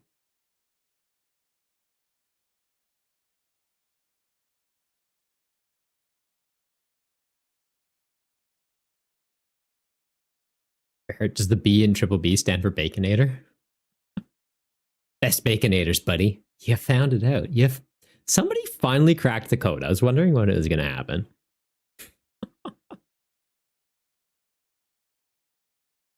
All right. So do they proc the Dusknoir, hitting the Entei in the active, and then attach for turn onto the Iron Boulder, play one more card from their hand to get down to a 4-card hand so they can knock it out with the Entei and take 2 prizes?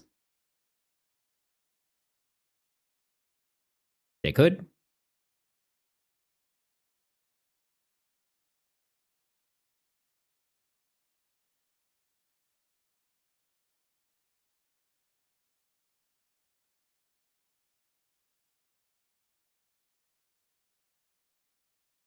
They've got the Bronzong out. Okay, Evolution Jammer, 30 damage during your opponent's next turn. They can't play any Pokemon from their hand to evolve their Pokemon. Okay, so you can like Evo TM through it. That's fine then.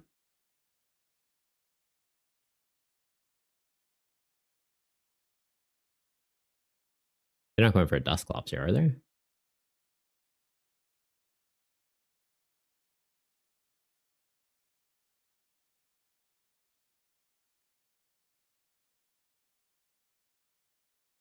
Okay.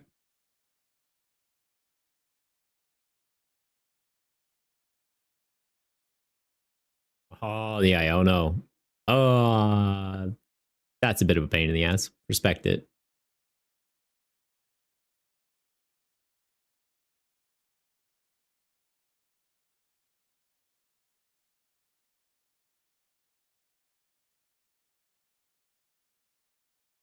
Got the Magma Basin at least. But yeah, it is one of those things of like, I need to get into Armorish. I'm guessing they didn't find an energy off that, or they didn't find a way to get rid of another card from their hand. Oh, they found the energy. And then do they have one more card they can play?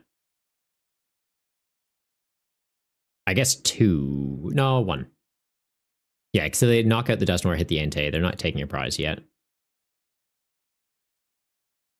They're actually giving me a prize, putting me to a 5-card hand. So it'd be proc the Dusknoir, I go to 5, they attack with Iron Boulder.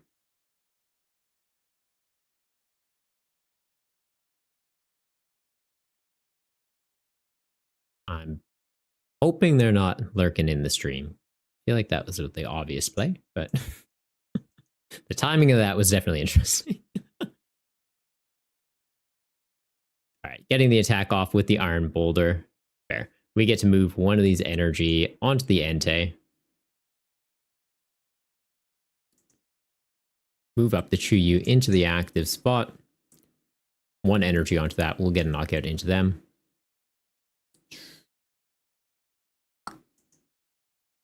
And it's just one of those things of like, do I need anything off Artisan here?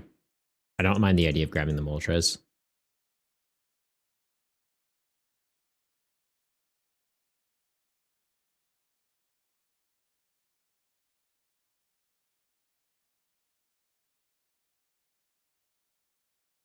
It's like Arven for Tool Ultra Ball. Sack it, get the Armorage. Next turn I have a Research. Oh, just Ultra Ball. What's in the discard pile? Is there Armorage in the bin? There is. So I could just grab this instead.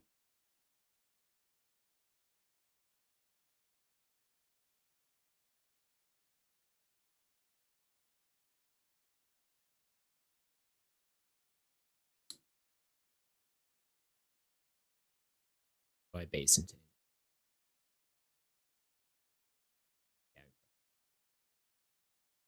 Like this is already in range of that anyways. If they have Wall Bob, so it's like 1 more doesn't do anything. And then take this out.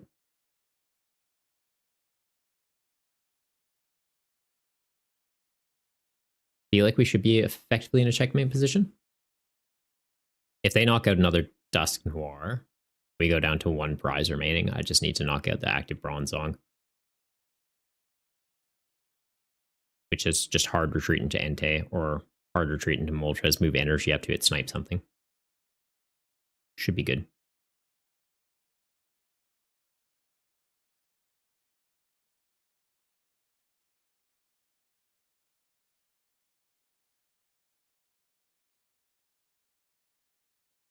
Right, Ultra Ball coming out. Seeing another Bronzong and an Great Ball going down. They are finding the Dust Noir, so they can be taking a KO here, but yeah, it does put us down to 1 prize. I don't even know what they would want to take out. Potentially the Entei? It's like the Entei or the Armor Rouge. Zard's still online though, so like most of my guys are just an attachment and they're a threat.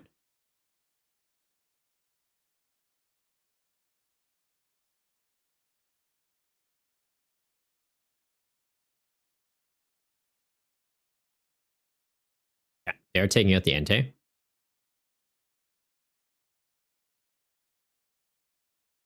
And then Chuyu. Any of your Pokemon were knocked out with damage from an attack. Okay.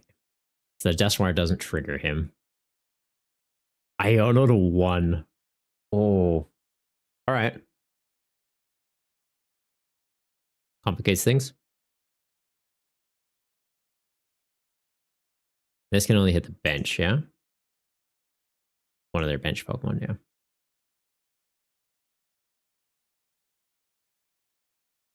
If I can get 1 energy, hard retreat going to this. Oh, I don't even need... We have Basin in play. We're good. Right, this burns.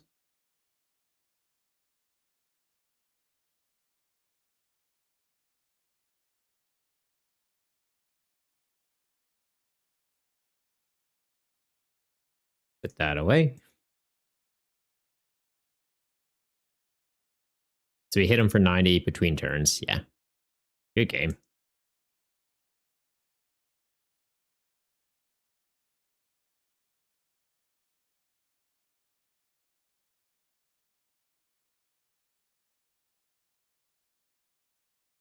All right, we're going to the finals. Sombra, how you going? Ferret. Now the Burger King is sending his Burger Nights after your Burger Soul. You got a Burger Hut. What? Ferret, are you hungry? Go get something to eat. Talking about eating Pokemon, talking about Baconators. Burger King's Nights after you. All right, so we have Tomy into Mr. Mooseman from the first round of the top 8 is still apparently going.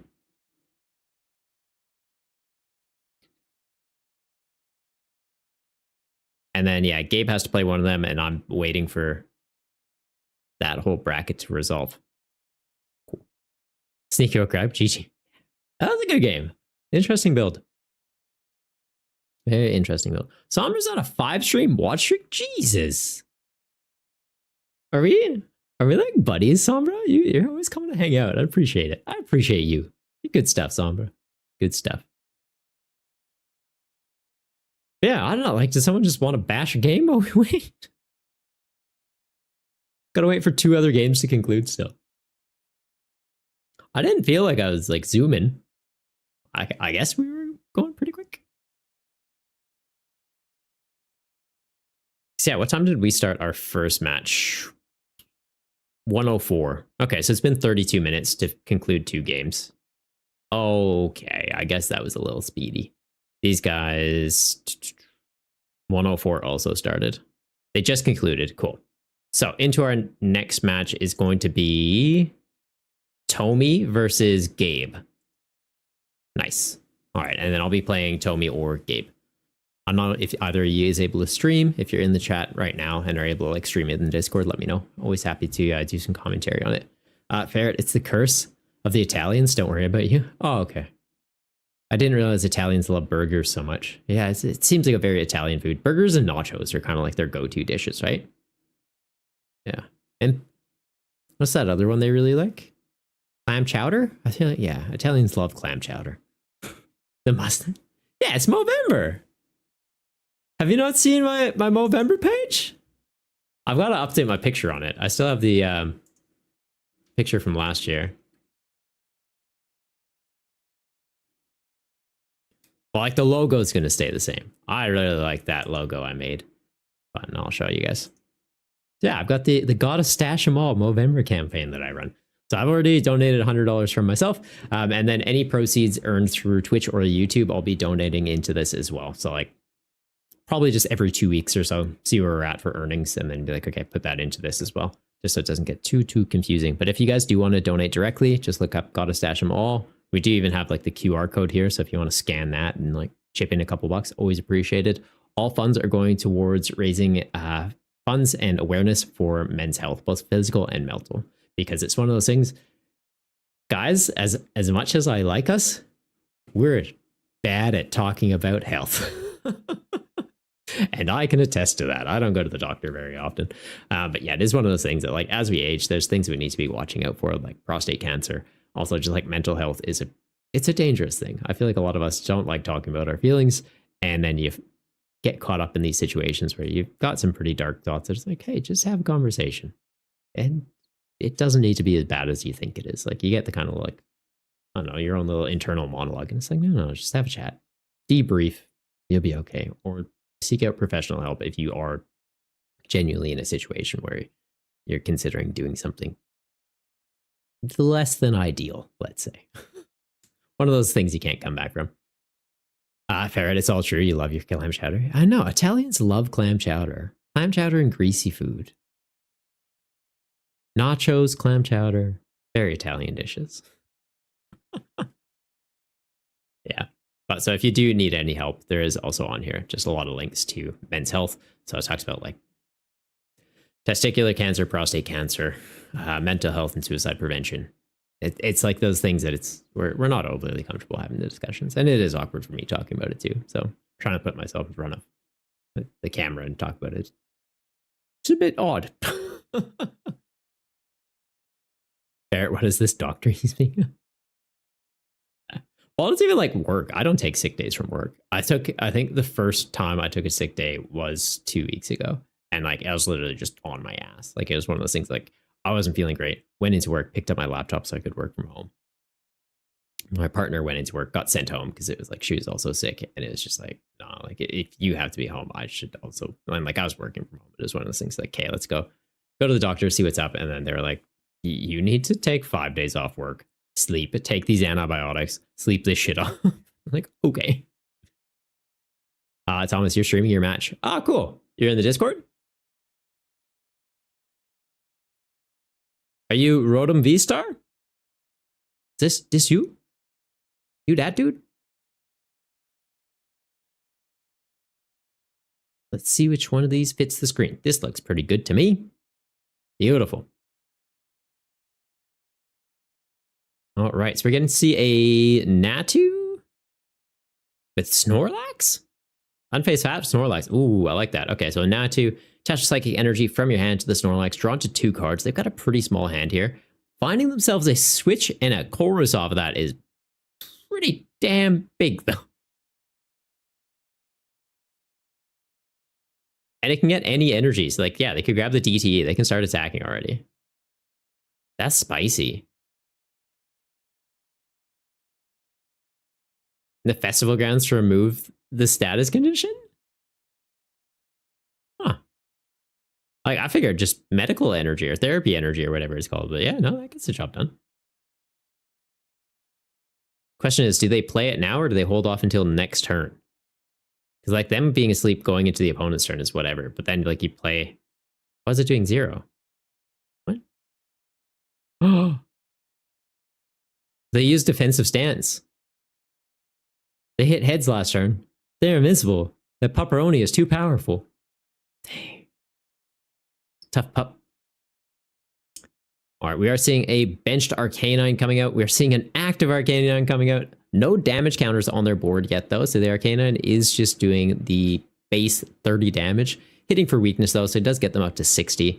No Frost Sash out either. So like between turns, it's not like they're damaging their Monkey Dory. So it might just be just gently hitting this Snorlax in the face.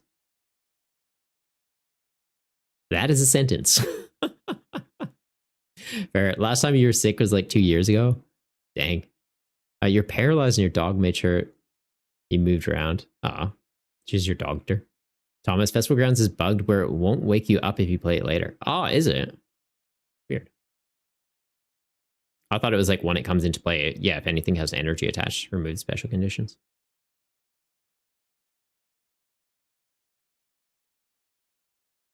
Right, so they have evolved their Arcanines, and we're not seeing anything for a bit. Not sure if maybe their game bugged out or what's going on here.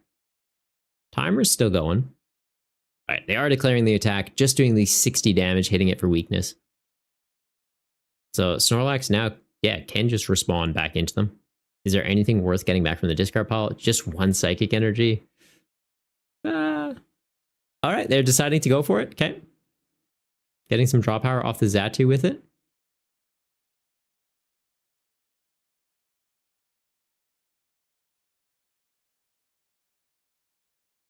And finding another Snorlax. All right, that paid off. Still having the attachment for turn does mean they can start charging up that bench for Snorlax. Oh, they're opting to hang on to that Psychic Energy, I guess, for the draw power on the following turn. Fair enough. And the fact that there isn't anything damaged on the opponent's bench means that that Arcanine is also just doing that base 60. So, like, it's not a huge threat. Finding a penny off the prizes, that's pretty big. So Snorlax can just, like, eat these hits. Scoop them, loop them. All right, they have gone into the Emolga, though. As free retreat, so it does give them that flexibility of if they don't find an energy this turn, they can pivot it into the Arcanine to get an attack off. But if they get that attack off, they're damaging everything on their bench, and they should be able to reliably loop Arcanines turn after turn after turn. Only having, well, one Arcanine on the bench, though, and no open spaces, does mean that if Rotom can get in a position where he can gust up the Arcanine and knock him out, they're not going to really have a great attacker the following turn. It'll just be kind of like using a Molga. And with them running Duskull in their deck, they might get some cheeky Dusclops plays, right? Gusting up the fresh Snorlax. All right, and not having the energy for the Emolga, so it is just being used just to buy a little bit of time.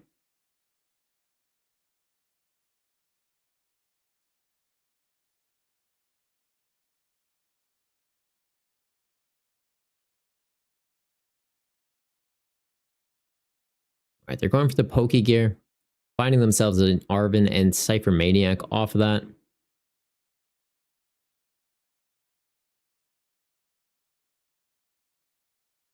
Arven potentially giving them an out to a switch so that they can save the penny and still get an attack off this turn. Or they might just sit on it.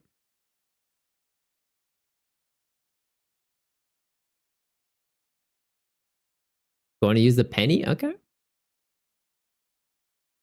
Fair enough. Not thinking on it. Going for the Arven. Do they have a switch?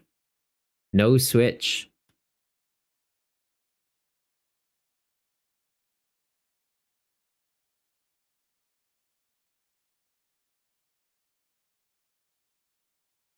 Finding blindside though.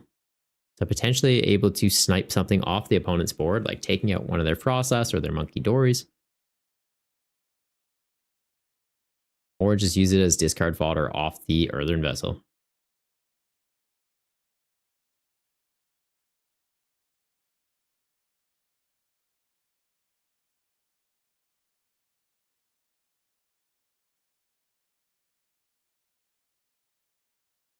They're charging up one of their Zatus on the bench.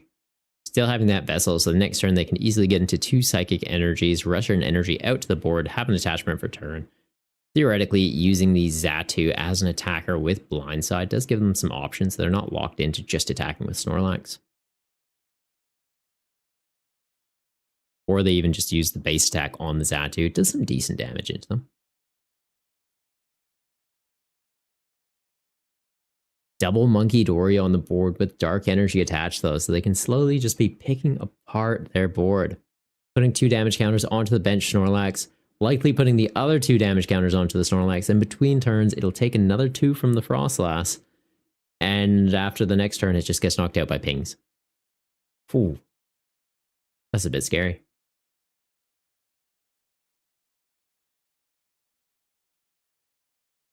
Knocked out by pings, or I guess they can even just move counters off their Monkey Dory at that point too.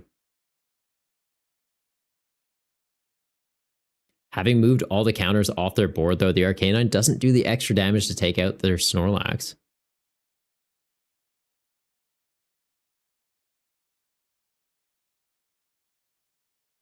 Seeing a Dusclops showing up.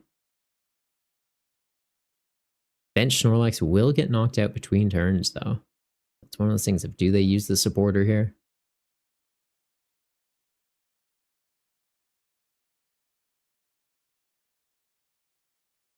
Opting to scoop up the active. Okay.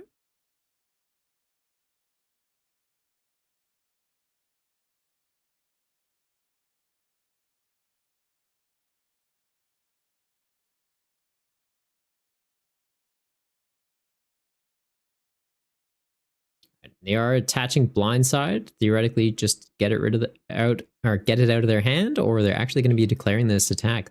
Could be taking out a Frostlass, could be taking out a Monkey Dory. Ditching their Dusclops. Interesting. Second Snorlax coming back down onto the bench, using Xatu, charging up some energy onto it and getting them into 2 more cards. Still having the attachment and getting into a Cypher Maniac's pretty good. Cypher Maniac with Xatu, obviously just letting them top deck any 2 cards they want and draw immediately into it. Nice little combo there. And are they taking out this active Arcanine? They're going for the Blindside attack. And dealing with one of the Monkey Dories.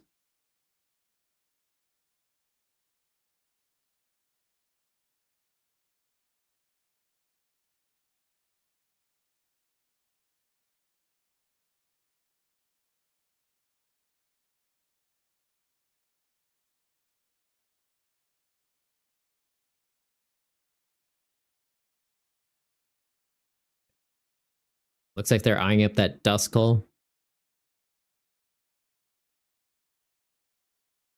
Putting it up into the active and kind of just accepting like, yep, this dog's just going to shred this up.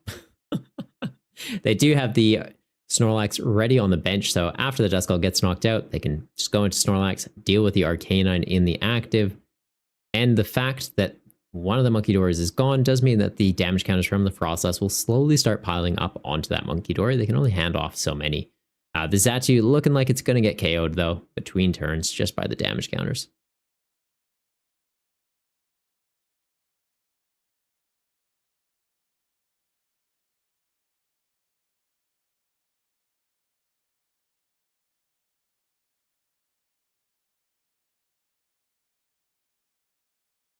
They just discard a rescue board. Interesting.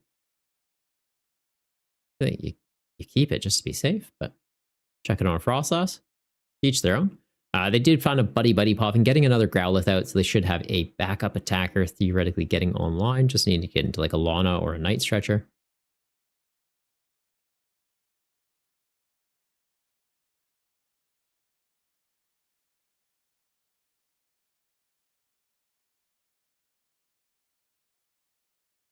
Things between turns takes down the Xatu.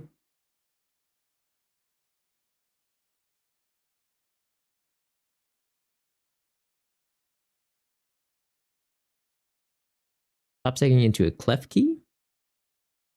Interesting. It shuts off basic Pokemon's abilities.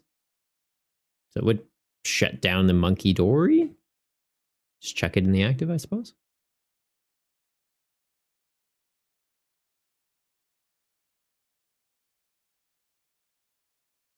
Using Colress to get themselves into a DTE. Looks like it is the last energy they have in the deck. Nope. Monitor turned off.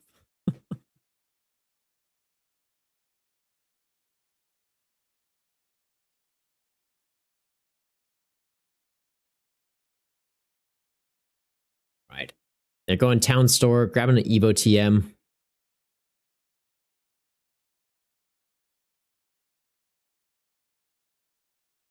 Not sure what they're doing with the Earthen Vessel. They already know that the DT was the last energy in the deck. They just took a look with the Chorus, but I guess shrinking their hand down a little bit.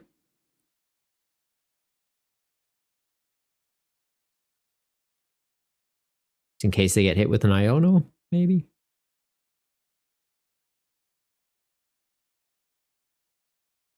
And getting the knockout with the Snorlax here. With the stadium being bumped, they do go to sleep after that attack. Putting them in a little bit of an awkward spot.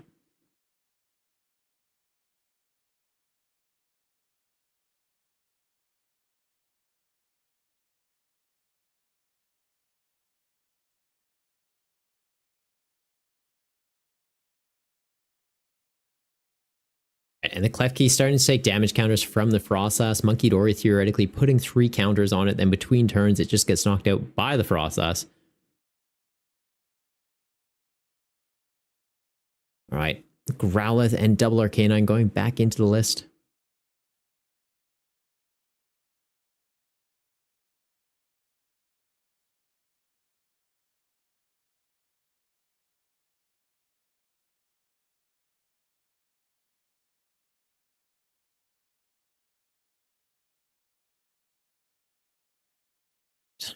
Seeing an Ultra Ball come out does mean they have an easy out for an Arcanine. The Monkey Dory on the bench being damaged means they will be doing the additional damage from the Arcanine. Free retreat on the Emolga, they can easily get into it. They'll be taking the KO onto the Snorlax. Looks like they are moving the counters with the Monkey Dory, taking down that Klefki between turns. It's going to be a 2-prize turn here. Quickly pivoting back into the opponent's favor.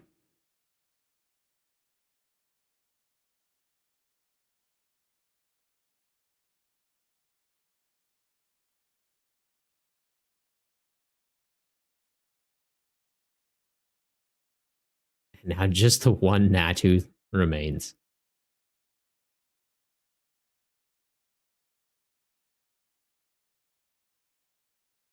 That straight Gabe is cooking.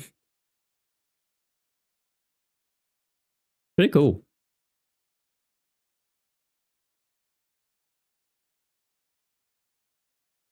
All right, and hit him with Iono, going down to a 1-card hand for the opponent and 3 cards for them. Finding Counter Catcher.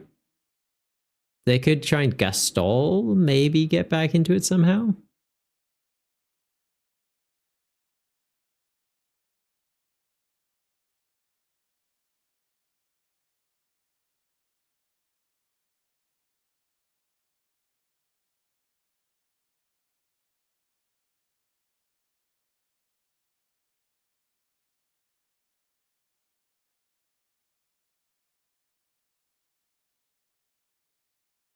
Going off the Night Stretcher.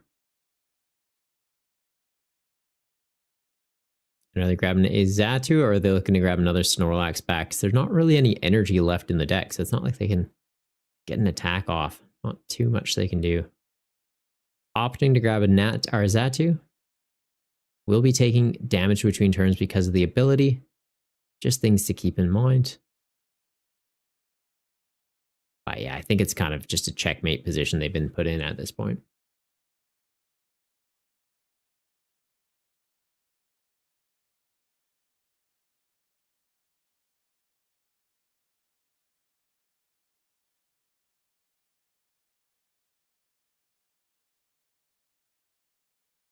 The opponent using the town store, getting them into a rescue board. They've got the free pivot for the Frostlass, going into Arcanine and taking the KO. That will be game. All right, and it looks like we do have the winner. Be able to kick off the finals, guys. See how this goes.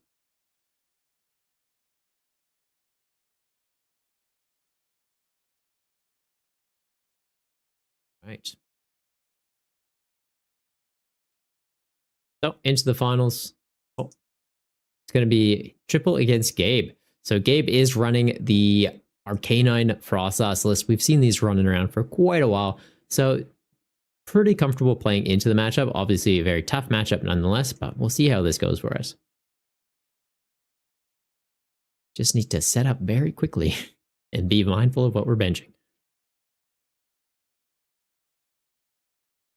And at the same time, like the fact that we have Moltres to try and snipe down some of their guys definitely helps. We are friends with them already. Why aren't they showing up? Bit odd. Literally just saw them in a game. Weird. Barrett rematch time.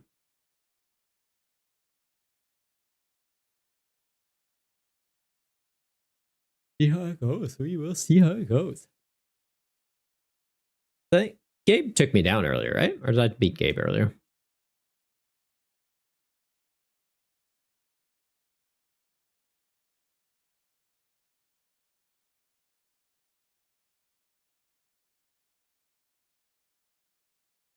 Where did we play?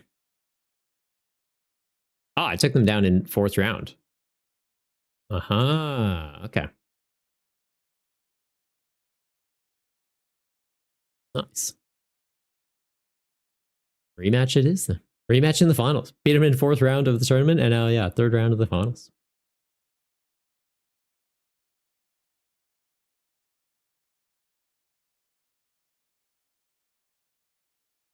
I put the medal around my own neck. I haven't won the special event yet, so yeah. Being able to win one would be pretty good. Honestly, getting top 2 though, like it's good regardless. I think it's 30 points for first, 25 for second, something like that. Pretty generous with it.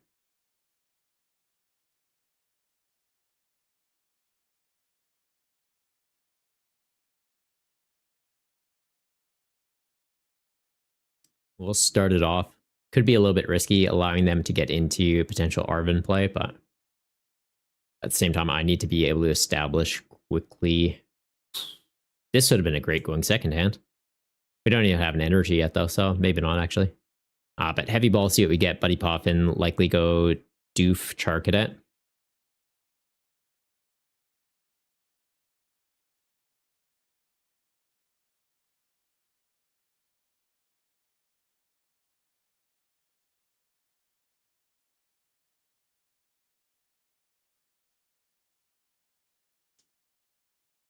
Like, not the worst. Let's go Doof Char Cadet. Should all be in here.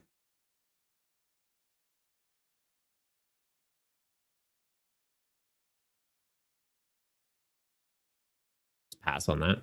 Suppose I could have benched the Moltres. Just in case we get hit with like an Iono. Luxury Cape, too early to put that out.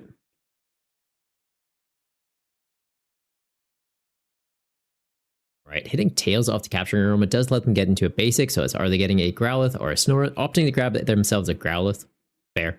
They'll obviously want to be able to get that online as quickly as possible, start dealing some big hits. Finding a Frostlass off the Great Ball also.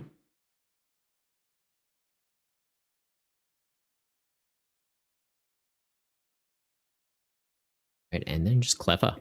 Close out their turn.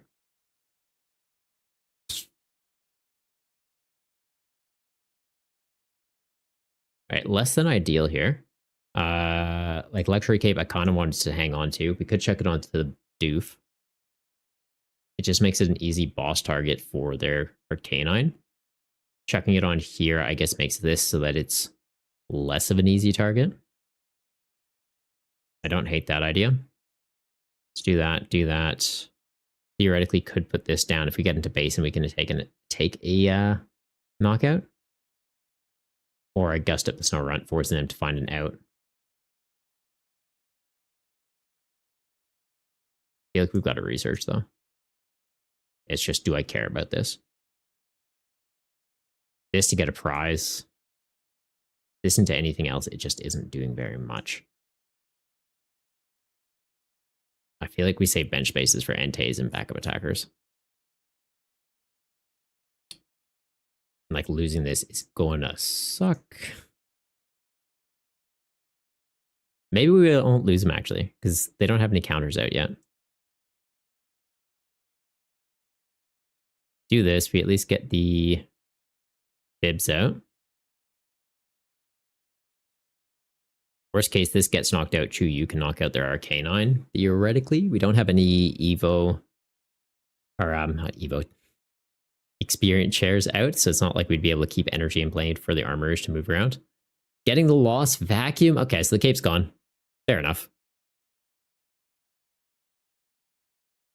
Nothing with abilities on their bench just yet, so it's not like the Frostlass is setting up counters for Arcanine. Arvin showing up though, so theoretically getting them an Evo TM to get their Arcanine out. Fair.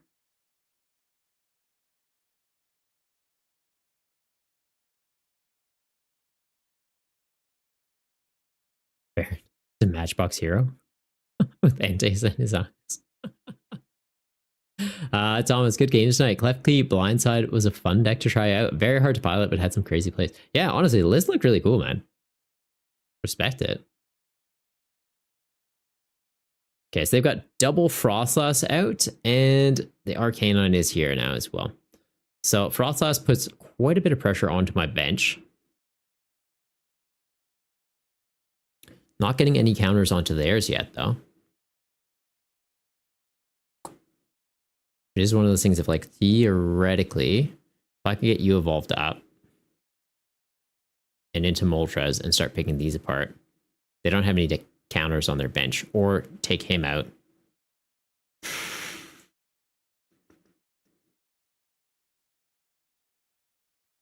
Sack that, thin these.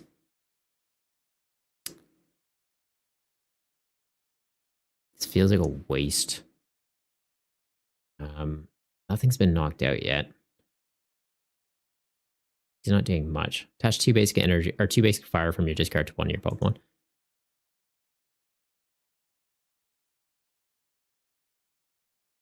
Let's like theoretically sack that, get into the Moltres.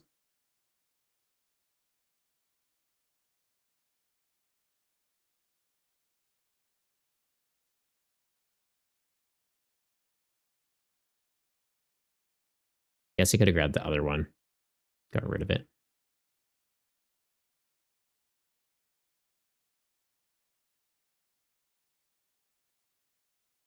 Like do that, or we go into this and take a KO. Might just do that, to be honest. Just start putting pressure onto them.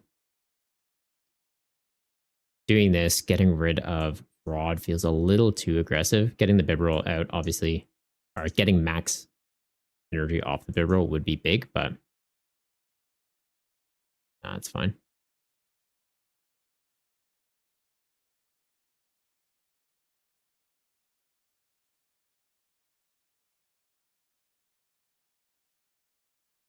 We're getting the first prize.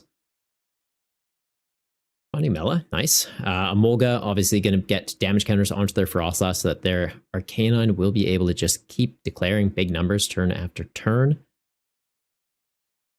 Which means I need to find a boss to get it into the active and deal with it before it becomes a threat.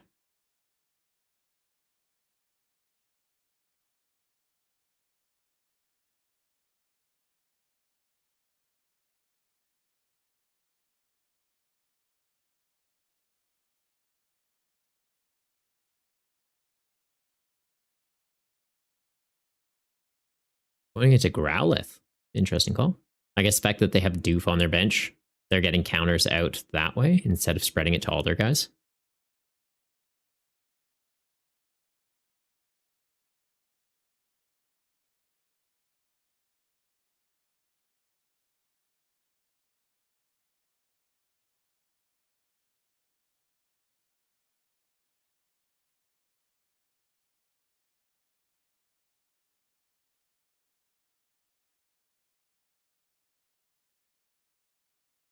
Let's get this out.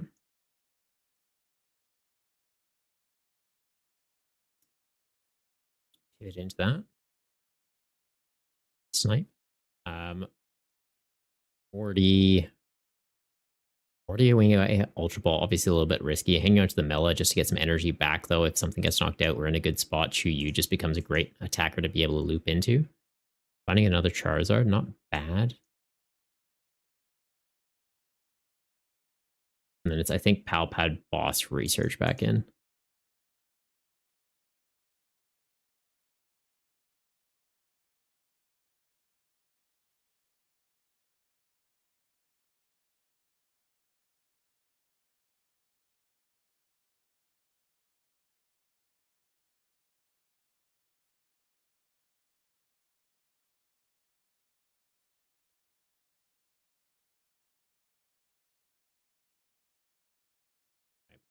Taking out the Frostlass.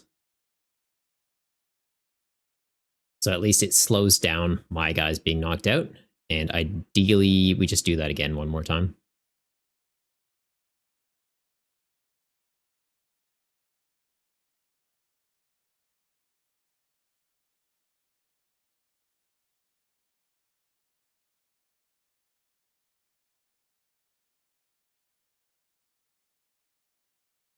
It also keeps the active Growlithe stuck there. So it's like if they don't have a way to retreat that out, theoretically, we're able to just keep doing this. They have the Devo TM? Get out of here. Okay, so that's going to knock out my Bibarel. That's going to knock out the Armarouge. Zard survives. That means this gets to survive, though, so I can attach. I can snipe that off the bench. Those going down is pretty annoying, though. We do have Lana's Aid, so I can get both of them back, but getting a 2-prize turn from them, that's big.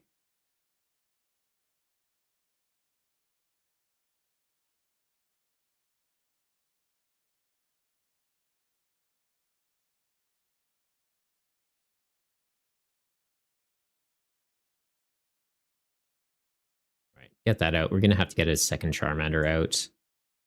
Do I care about Heavy Ball? I don't think there was anything. We used it earlier and found the Moltres, I believe. Just go Lana. Get these both back. And I feel like get the Armarouge. I guess I don't need the second Armarouge. Maybe we do just get an energy for turn. Just make sure we're not missing attachments.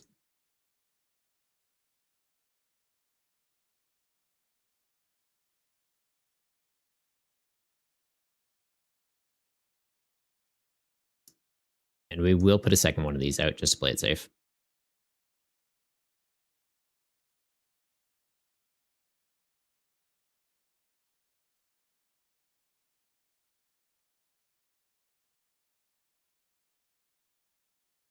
All right. And yeah, I'm liking this just picking apart their board. They need to find either another energy to hard retreat, a switch card, or the other Arcanine, which theoretically is it in the bin? It is not. Finding another Growlithe, okay. Yeah, if we get another turn where this Moltres gets to sit in the active, that means we just take out their Bibarel. They find the switch. Yeah, fair. Had to happen at some point.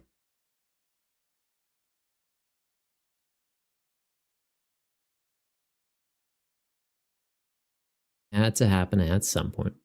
But they get the KO into us. Shu goes active, attach for turn. With the Charizard in play, we're able to attack for just one energy. We get the knockout into their Arcanine.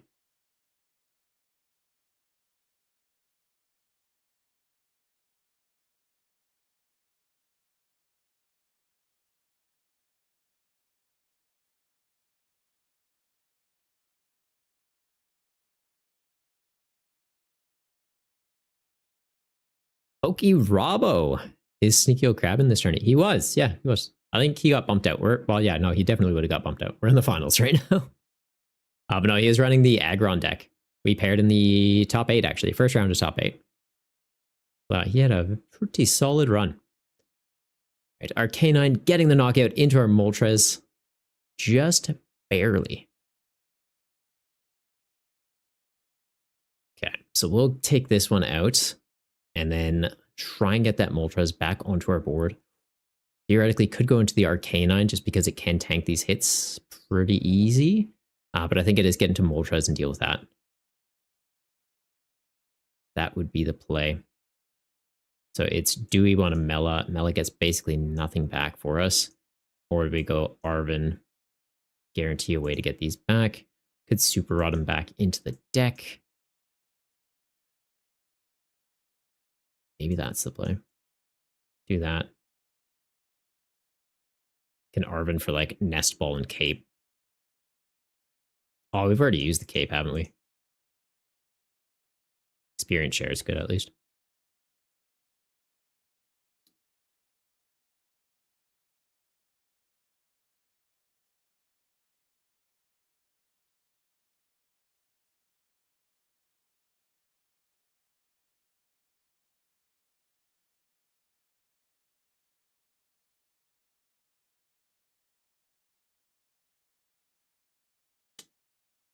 So we get the KO here.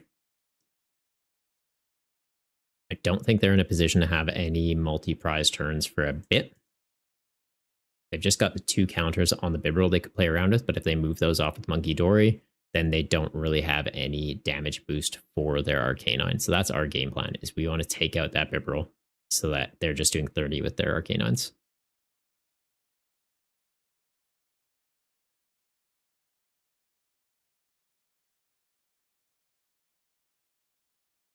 Seeing the counter catcher. Oh. They're going to target Moltres? Targeting the Zard. Okay.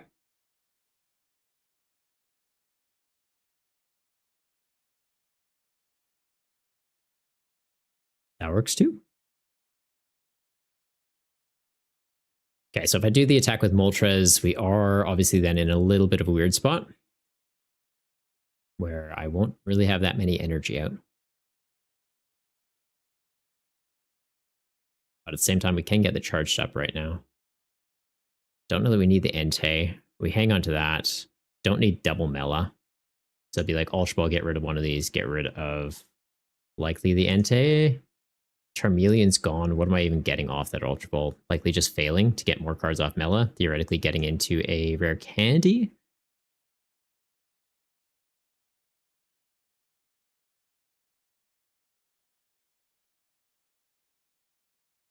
Do grab this. That as a backup attacker honestly isn't a bad shout.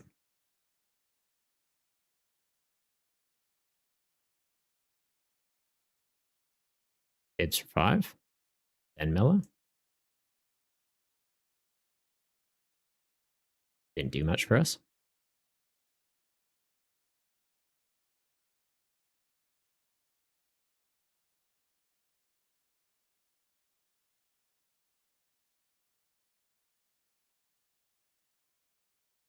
Yeah, we just take that out, and then this is kind of neutered. Fitting word for this matchup.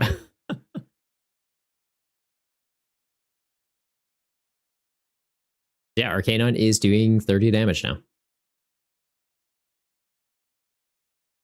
They have no damage counters to play around with on Monkey Dory, so I don't need to be concerned about any manipulation in that way. I think we're good. Blocklax coming out. Okay. Night Stretcher, I'm guessing grabbing themselves a Frostlass back.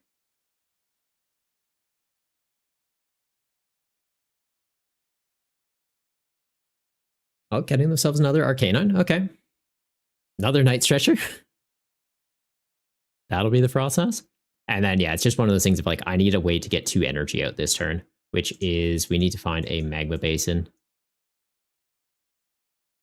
In that situation, again, where 15 cards left in deck, probably able to see quite a few of them. Will we see the Magma Basin? It's like Magma Basin or Rare Candy attached for turn. They get it? Oh, I thought they were going to go into like Blocklax. Okay. They go into a Molga. They can spread, putting some pressure into us. Rocking the ability for the Arcanine. Frostlass, putting counters between turns. Yeah, it's literally... Can I get this online now? So C7 or C5?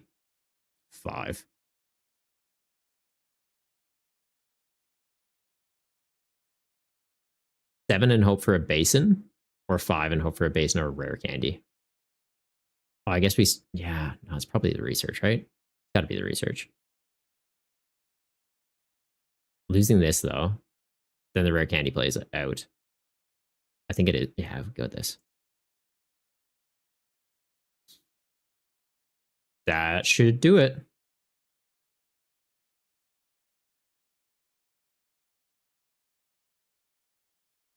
Do this, grab an energy, attach for turn, snipe the Frostlass.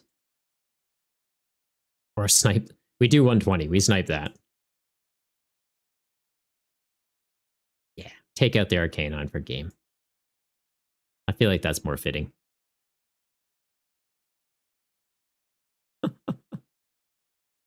All right, well, that's the second North American special event down.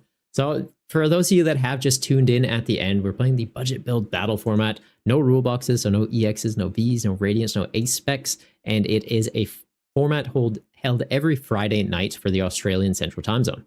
Once a month, though, on the first Friday of every month, we also hold it for North America just to make it a little bit more accessible for you guys. So yeah, ended up taking it down this week. A lot of fun and heaps of good games there.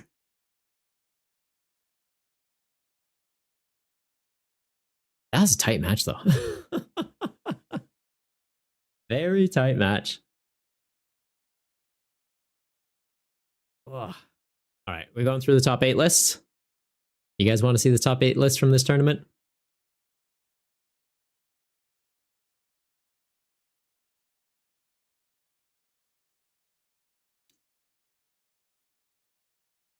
And in the tourney, we'll get the prize cards sent out shortly. Fair Twister, time to get the medal and do the Obama meme. The Obama meme. Destra, always? Yeah, we can do it. We can do it. All right, so let's check out the final standing. So Triple taking home the win with 18 points. Feels weird saying that. I took home the win with 18 points, so went 6-1 for the overall run. Gabe getting second place on 4-3. Tomy getting third on 4-1-1. BHB in fourth with 3-3, and Sloan in fifth with 3-1-1. Pineapple Pizza going 3-1-1 tonight. Sneaky Old Crab ending in 7th with 9 points on 3-2. And Mr. Mooseman getting 8th with 7 points on 2-2-1. We're going to take a look through the top 8 deck list. I'm just going to take a quick bathroom break before we get into it. So hold tight. It'll be a 5-minute be right back screen. I'll likely be back in like 3. But yeah, we'll see you guys in a second. We'll run an ad now too. So when I'm back, you're not getting hit with that.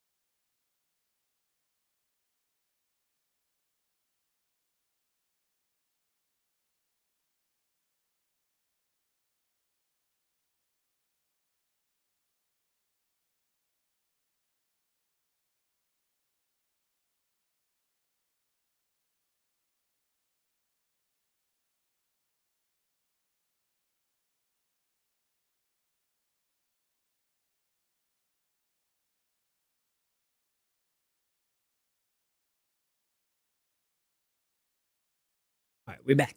I'm just getting the top 8 lists ready, guys. Then we will run through that. But yeah, what did everyone think of the tournament? And for those of you that participated tonight, do you have any changes you wanted to make to your deck? Like, is there anything that you're like, oh, like worked really well, but would tweak this? Because any feedback like that is always appreciated, and kind of love hearing your guys' thought processes while you're doing the deck building.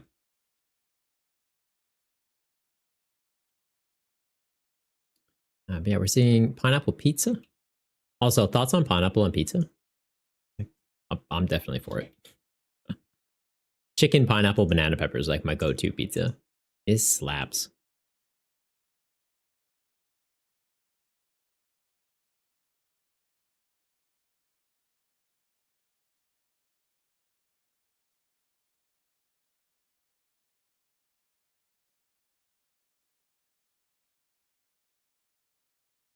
I think that's all of them.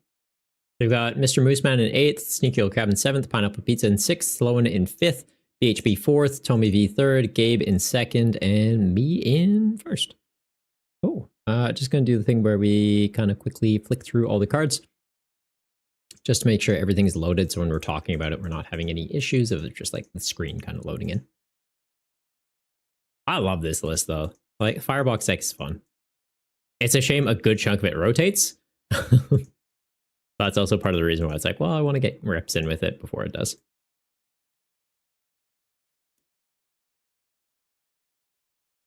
Also, this deck is good. Like, the Arcanine and Frostlass, just good deck. I feel like the Braviary is almost needed. At least I personally like having the Braviary just as a secondary attacker for like some spread shenanigans. Even just as a 1/1 line, because the fact that it puts out damage counters and not damage, it gets by Manaphy. It's an evolved Pokemon, so it gets by Jirachi. Only thing really blocking it is Rabska. Like, card goes pretty hard. Especially since they are running it with a Molga now. I feel like it would slap. Bronzong also, like, this is spicy. I feel like people talked about this list for ages. No one's actually run it yet, so seeing BHB make it to the top 4 with it, very, very impressive. The Ghost combo in there too, spicy. And Annihilate, we saw it last night. We've seen it successful again tonight.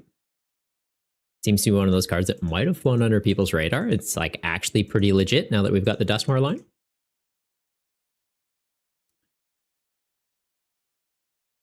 Another Arcanine Frostlass.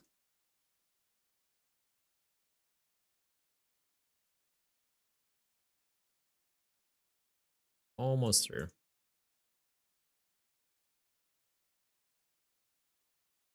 Crab with the Aggron. I love this list. I feel like, yeah, he said the Steelix line he did thin to include Gengars. I'm like, I can get the logic behind putting them in, but yeah, like Steelix just is a heavy hitter for 1 energy. It's too good. Like, I feel like you need that in there at higher counts.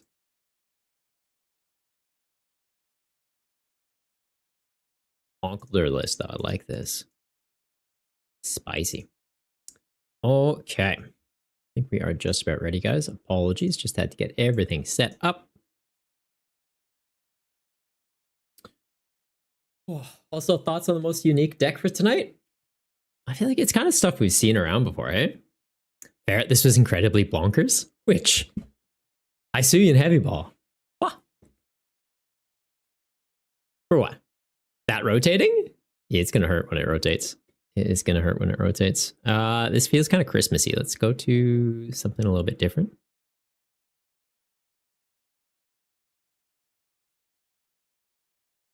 There we go. This sounds good.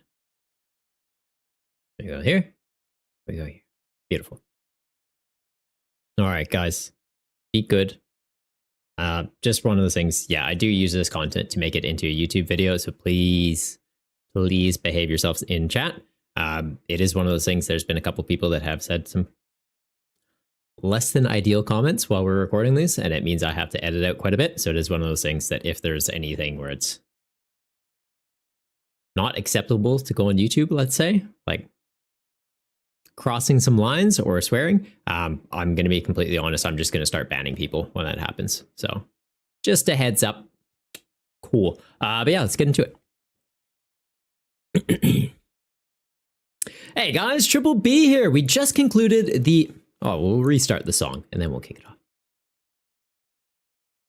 Hey guys, Triple B here. We just concluded the second official North American special event for the Budget Build Battle Tournament. If you're not familiar with the format, it's effectively just a single prize alternate way to play the Pokemon TCG. So no EXs, no Vs, no Radiants, and no A-Specs, and a slight limitation to your deck building as you can only include 2 copies of a card that have the same name. An exception being on Basic Energy, you can have as many of those as you want, and Basic Pokemon. If it evolves into a Stage 1, you can have 1 extra copy of the Basic, and into a Stage 2, you can have 2 copies of the Basic, just to help out with consistency when setting up and so that big basics aren't dominating the format. So effectively those special energies, trainers, Pokemons, 2 copies. And yeah, no limitations other than that. So people are saying it's similar to like GLC. Obviously differences being it's not a singleton format and you're not locked into one type of card. So you can be varying things, having like a Bibarel in a fire deck and stuff like that. But let's get into the top 8 decks from this event. So in 8th place, we are seeing a Conkeldurr list that was piloted by Mr. Mooseman. Conkeldurr having Gutsy Swing that does 250 damage, and if it's affected by a status condition, you ignore all energy in the attack cost. So theoretically, you can do 250 for no energy.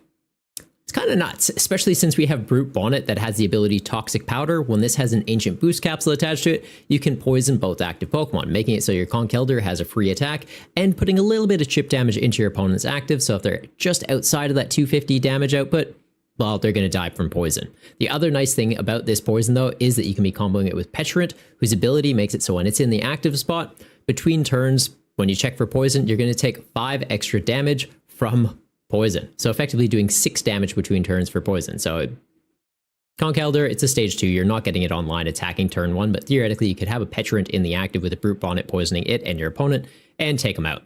Other attacker in here being Cloth, need a DTE to use Unhinged Scissors, but it's going to do a 30 base damage, and if the Pokemon is affected by a status condition, 160 more. Because you're using DTE, it effectively makes it so you're doing 170, but you're using the Brute Bonnet poisoning itself and your opponent, so basically 180 all up.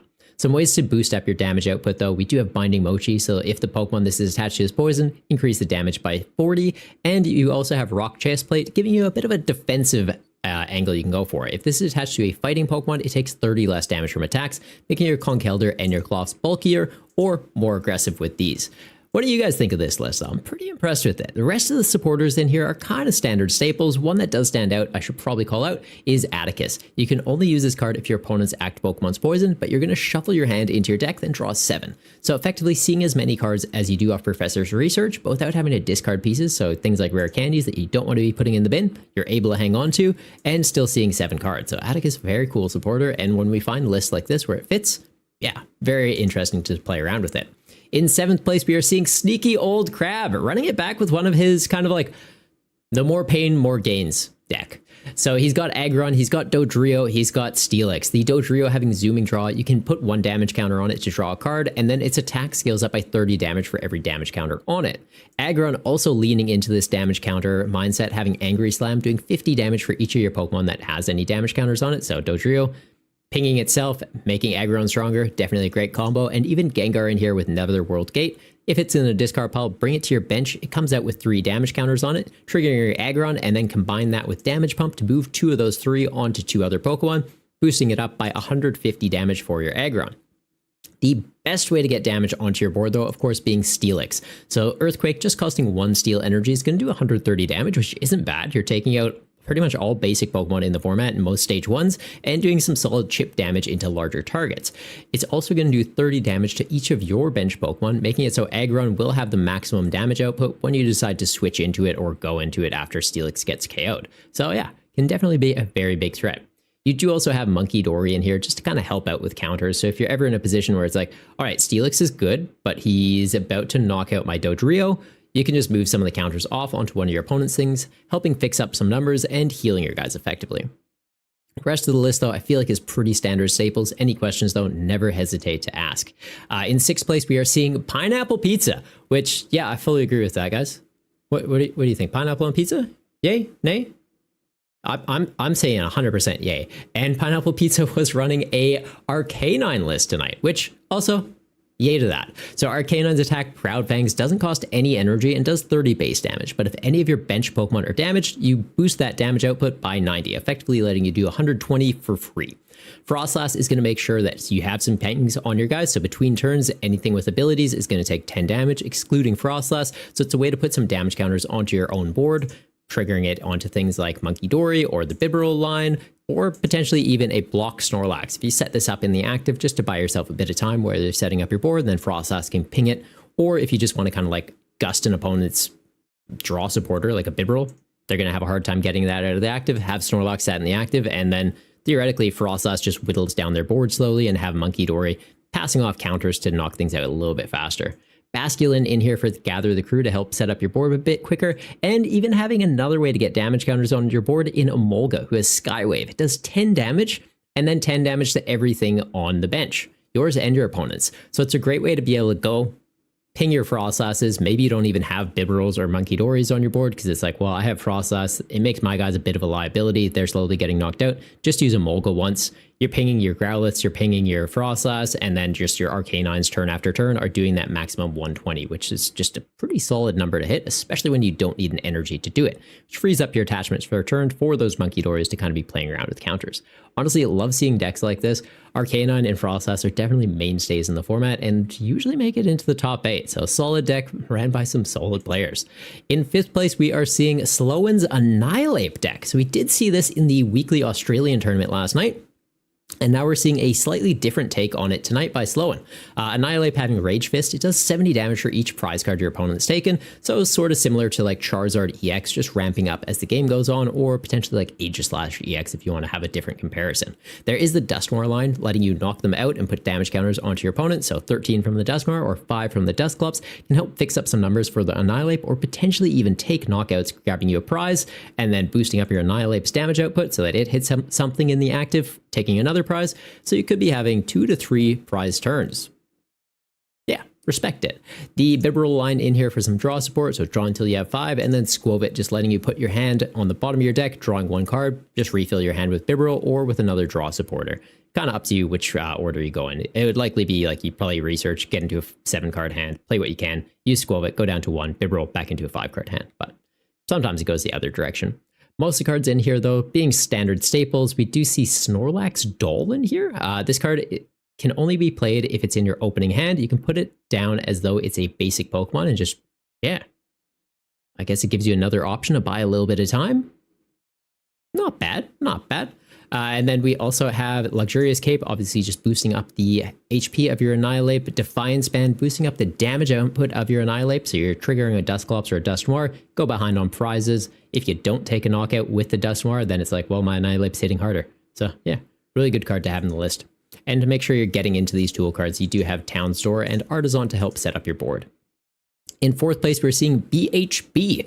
Also running a Dusknoir list, so I don't really need to go over the ghosts, we just talked about them, but it does have Bronzong in here, which is a little bit different. Its attack Evolution Jammer just costs 1 psychic energy to do 30 damage and makes it so your opponent can't play any Pokemon cards from their hand to evolve cards in play. So effectively, you could just go second, theoretically, use Salvatore, because this doesn't have an ability. You can evolve up into Bronzong immediately, attach a psychic energy, and then tell your opponent you don't get to evolve. So if their deck is entirely reliant on evolving their pieces up, you might be locking them out of the game. They can play things like Evolution TM to kind of bypass this, since Bronzong just says you can't play them from hand. Evolution TM gets the Pokemon from the deck and evolves it up, so there is ways around it, but it definitely makes them work a little bit harder to get there. Another attacking option in here being Iron Boulder, Psychic and a colorless. You're doing 170 damage, but only if you have the exact same amount of cards in your hand as your opponent. So having cards like Iono to kind of just like shuffle and draw into, well, a new hand size, try and match what your opponent has. If you're on equal amount of cards, you could use Iono and then play nothing and hit the big number. So it's definitely an interesting concept to play around with. And the fact that you have the Dusknoirs does mean you could be going down on prizes, making it so your opponent takes a card into their hand, and that can kind of manipulate their hand size. So Iron Boulder has a little bit of a synergy with the Dusknoir in that aspect as well.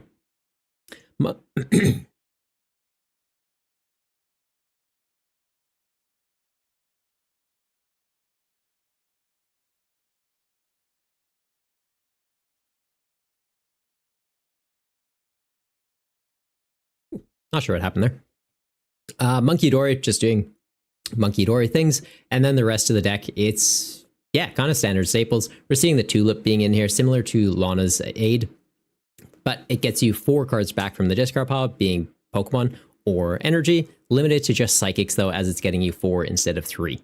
So yeah, really interesting card to play around with in here. In third place, we are seeing Tomy V. Also seeing some Dusclops in here, no Dusknoirs, having the Xatu just as a way to accelerate energy out to your bench. Psychic energy from your hand to one of your bench Pokemon, draw 2 cards. Really solid way to charge up your attackers. Main one in here being Snorlax, who has Thumping Snore, does 180 base damage. Does put him to sleep though. And you're going to have to flip 2 coins instead of 1 when you flip to see if it wakes up. A little bit tricky. The way they are getting around this in this build though is they had Festival Grounds. So each Pokemon that has any energy attached to it recovers from all special conditions and can't be affected by special conditions. So it basically just gives you a way to go, Snorlax doesn't fall asleep when I use this attack. And fair enough. It is a very thin count in here though, only having 1 copy of Festival Grounds. So it is, do kind of want to pick their brain about why they're not running, well, more switch cards to bounce the Snorlaxes around and wake them up, or therapeutic energy, which makes it so they don't get affected by special conditions, or more Festival Grounds. But I'm sure there's some logic that went into it, and I'd love to hear what it is. Klefki also being in here as a attacking option to a degree, has Joust 10 damage before doing any damage. Discard all Pokemon tool cards from the active Pokemon, so a great way to kind of just knock off some tools, but it also makes it so that basic Pokemon in play have no abilities when this is in the active. So it's a great way to kind of shut off things like Monkey Dories and the like. Halucha being in here just to gives you some pings to help fix up some numbers, and Manaphy for bench protection. Supporter cards in here, pretty standard. We are seeing Blindside in here though, giving you a way to kind of snipe things off the bench. 3 colorless energy, do 100 damage to one of your opponent's Pokemon that has any damage counters on it. So Halucha, put some pings out, and then you could have effectively snipers on any of your Pokemon that you're charging up with Xatu to use that attack. Evolution TM to get into your Zatus very quickly. And then for the draw supporters, yeah, we're seeing Ionos, Arvins, Horus's Tenacity to get into your stadiums and your energies as you need them. And then an interesting one in Kofu. So put 2 cards from your hand on the bottom of your deck, and then you're going to draw 4 cards. So yeah, that's the one we don't see played too much. So yeah, respect it. And Cypher Maniac's code breaking in here, just letting you look through your deck for 2 cards, putting them on top of it. So ideally you have a Psychic Energy in hand, you use this, you trigger Xatu, you're drawing into 2 cards that you've guaranteed yourself. I really love seeing that combo. It's really cool. In second place, we are seeing Gabe, who ran the Arcanine Frostlass deck as well, so I'm not going to dig into this one too much. The attackers are effectively the same as the previous one, and overall the list is looking very similar. I think there's a few different things in terms of trainers, like trekking shoes I don't know that we saw in the first one, and there might be a few other techs in here, but overall concept of the list is exactly the same. And then in first place, we are seeing, whoops, I went one too many. Sending it back.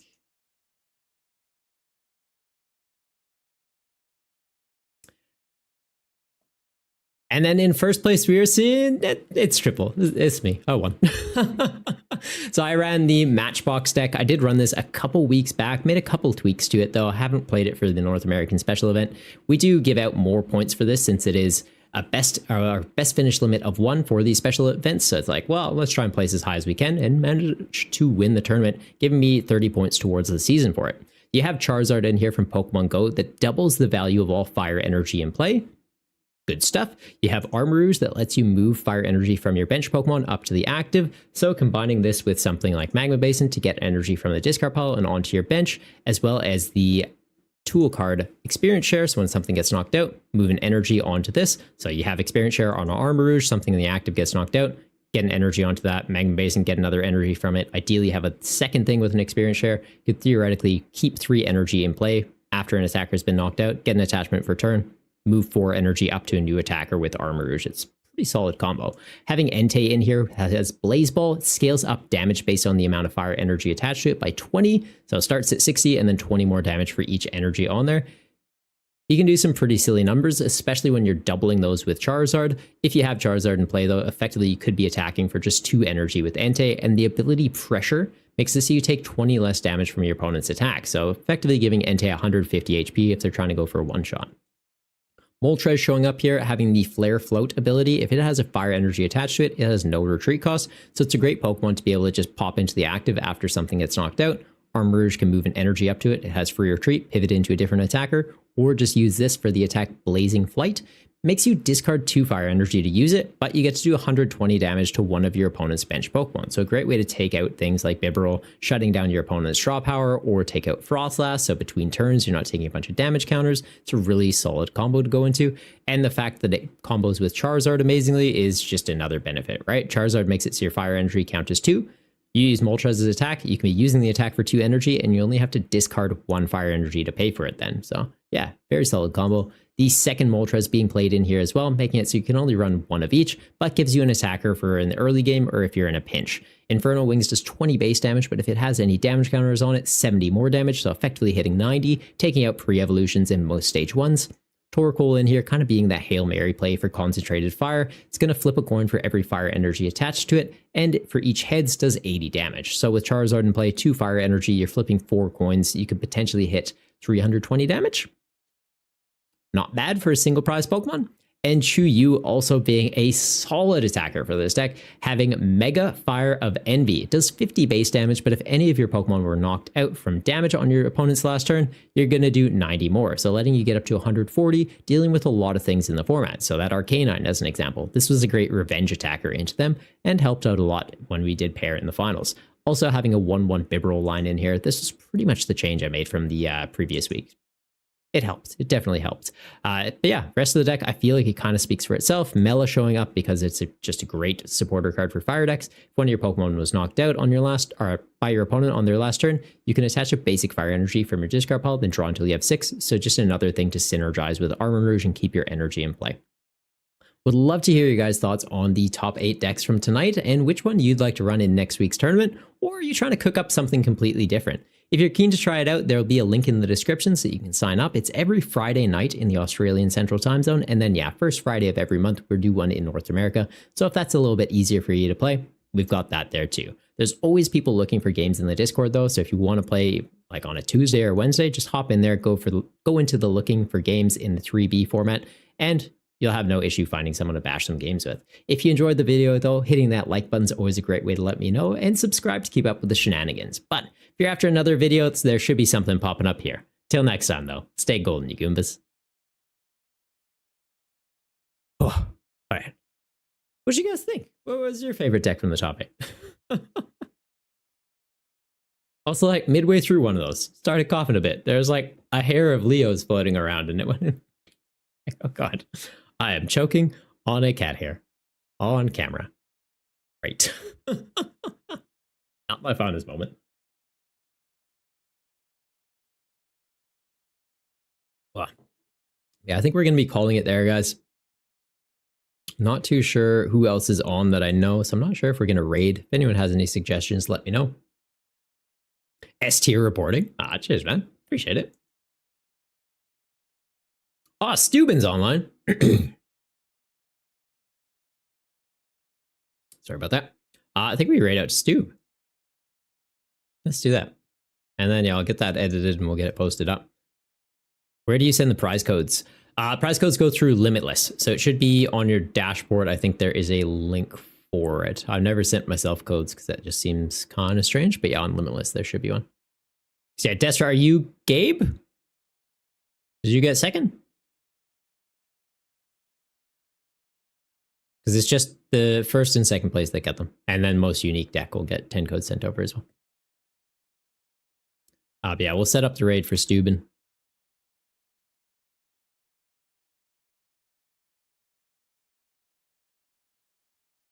Looks like he's playing TCG Card Shop Simulator. Nice. It's not him, he's your buddy though. Oh, okay. Yeah, but it'll be through Limitless. So there'll be like a pop-up. Go to the dashboard, it should be there, I believe. Or just like in your account thing. And they'll be sent out probably in the next like 15, 20. I'll try and get that ironed out. But yeah, till next time, guys. Stay golden.